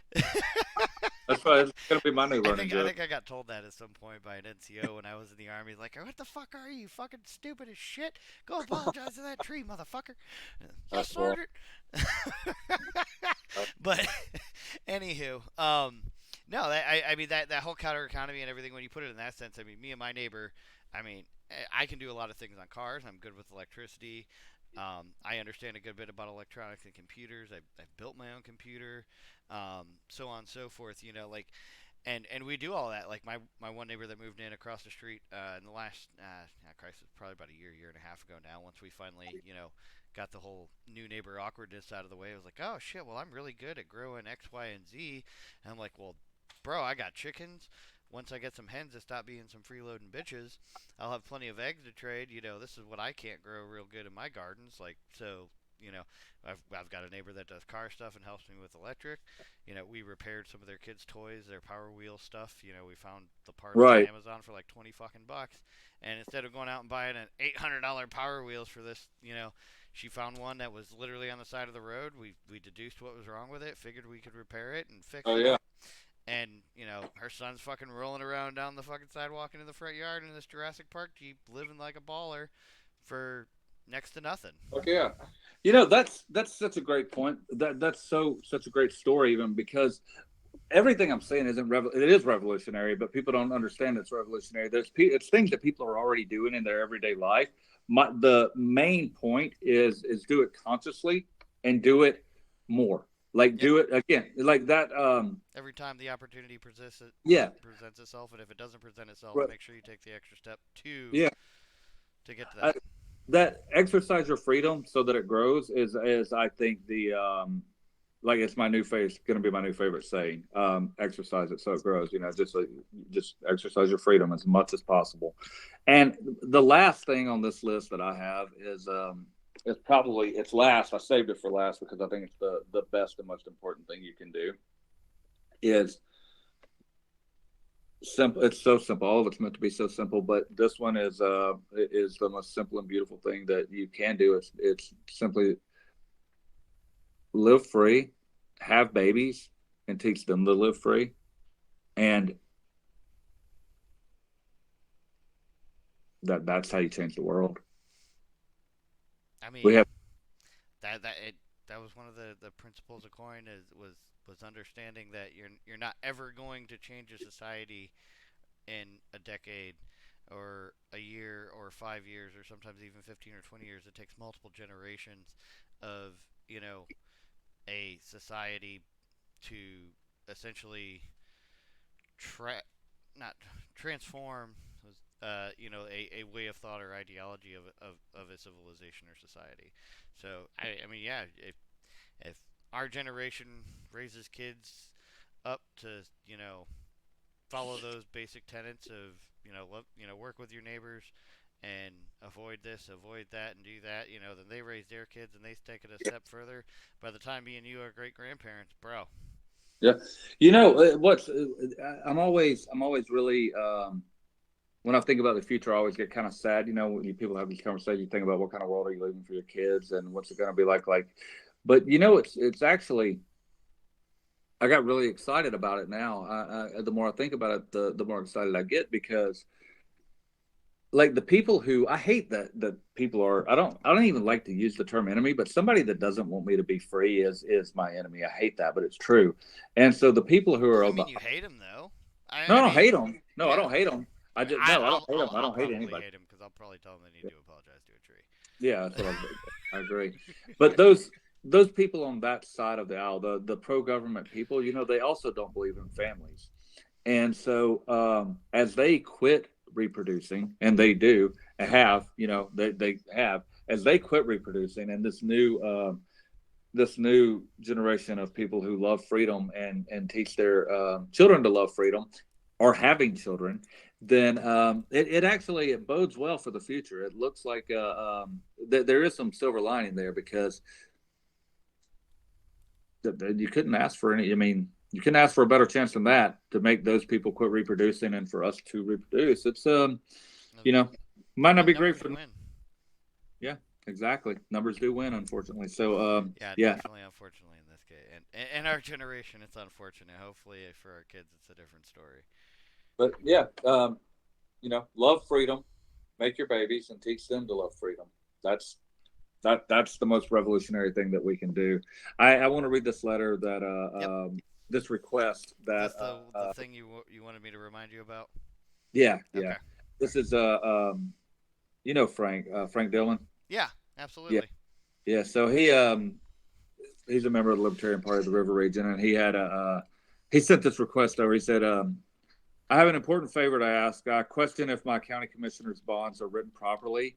I need bonds from other counties to prove or disprove my point. Therefore, please, as in very please, someone from each county write an open records request to your judge or probate, asking for a copy of the chair county commissioner's bond, and mail the copy to me. I'll be happy to cover all costs. If you need a sample letter, I will post one here tomorrow. So I'll post that in the Okay. I'll post that when he posts that. I'll post it in here on Writing the Revolution and also on the YouTube channel. This is very important to me, and your help will be greatly appreciated in advance. Um, Thanks, at Lance. I'm not going to say his last name. If you get Englishes, I would greatly appreciate your. So that's something to Yeah. ignore that. But So you could a get little that bit letter. about Frank for those who don't know. Yeah, He runs Let Bama Vote, which is the initiative and referendum movement here in the state. We're one of God, I forget the number every fucking time. Frank's gonna yell at me. Um, One of however many states that don't have initiative and referendum. So, but believe it or not, California actually beats out Alabama in this I'm case. not. I believe it. Yeah, I mean it that they can actually have a recall for their governor, and we can't. That fucking I you know. know. I I lived in California for a while, and Yep, there's a lot I don't I like did for about about two California. years. Oh, really? Yeah, out by Barstow. Oh, well, man. I was before I ever moved to California. I went to before I ever even went to California. Well, I'd been to California once. I went to Vegas, and the girl that I moved to California with, I went to Vegas with her at this time, and we drove through. We drove because we had never been to California, and we were in Vegas for her aunt's graduation from college, and so it was late one night, and we're like, "Hey, let's drive to California." So we drove to California, drove basically to Barstow. We drove two Yep. Barstow and turned around, right? And then I met this guy a few months later, and back in Alabama, and he said something about California, and I was like, really, I was like, "Oh, I've been to California." I was like, "I've been to Barstow," and he goes, "I'll never forget it because it's the most accurate thing." He said, it's "Oh yeah, Barstow, armpit of the world." it, it is a pretty shitty place. I can't deny that. I did not enjoy my time. Well, You were stationed there? yeah, I was stationed up at Yeah. Fort Irwin, but I will say I enjoyed my time there, but it wasn't because of the location. It was Right. because of my proximity to other locations that I got to Yeah. I visit don't. and I see. like the desert, so it's cool. Like Barstow is like I only ever saw like 8 people that lived there, and I think they were all desert rats. But outside of military people. Yeah. The only thing I can't imagine being you guys, dude. That was like it's so hot in Barstow. It is Oh, it's so fucking hot in miserable. Barstow. I don't see how you could. I don't see how y'all didn't bake to death. I mean, we had barracks that had air conditioning until we But got yeah, a but they didn't let the. until we got a really bad lightning storm, and it knocked out the power for hours on end. I didn't know what that. Is there a prison in Barstow? Ah, I don't know. I think. Usually I hit Barstow and I either turned Yeah. left to go to Vegas or I turned right to head down to the coast. Right. I there's not. We would always pass. There's a big anyway. It's Might be in Victorville. no. There's not. There's Yeah. Victorville. God. I haven't heard that same girl that I moved to California with. Her dad lived in Victorville, or he lived in Apple Valley, really, but it's right Yep. beside Victorville. So yeah, that's I'm trying to buy time here because I asked Frank how many states don't have initiatives and referendum, Yeah. and I'm waiting for him to see it and answer me, but I don't think he's going Yeah, to. he's probably not going to. Yeah. So, and we have been at this. This is a pretty Yeah. long one, and I'm. Anyways, any other closing comments, thoughts? No, man, Yeah, it's been a real fun show. Sorry I was late, and yeah, happens. appreciate you sticking with me, man. I had a blast tonight. I really Oh, did enjoy it. this was great coverage. Like I said this morning, I really did think we were gonna have a lot to talk about. So next week, it's it'll the main topic will be Whatever we said earlier that we're gonna yeah, have yeah. I gotta tomorrow. Google it. Something about government and how do we Yeah. get it to the point where it should be, as opposed to that. I'm gonna need a good stiff drink for that. Hey, so that's I last night at the meeting. Everybody, well, no, it doesn't matter. Next, so go subscribe to the seditionpapers.substack.com if you get a chance, please. I don't always bring up the links, but anybody that can, I need to grow that one a lot because I'm going to start writing a lot more and I'm going to start doing a lot of series on there. And if you're subscribed to it, then you'll get them in your email, and I promise you it'll be worth your time. It doesn't cost any money or anything. So please subscribe to that, and then also to the YouTube channel. When we publish this, it'll be on there, and I'll promote it to everybody. But it's I don't even remember what I think. I don't remember. So just Google No Treason with Ben and Mike and YouTube, and you'll find it. And if you'll subscribe to us there, and it'll be in the links also. Yep. So if you'll do those two things, that'd be badass, and it would help us. And also share this, please. Comment, share, talk, and sort of help us grow it. If you think it's worth your time, if you don't, then fuck you. But that's all. If you don't chew big red, as Ricky Bobby said, fuck That's fine. Yeah. you. Hey, have a good. Y'all have a good one. We'll see you next week. Bye bye.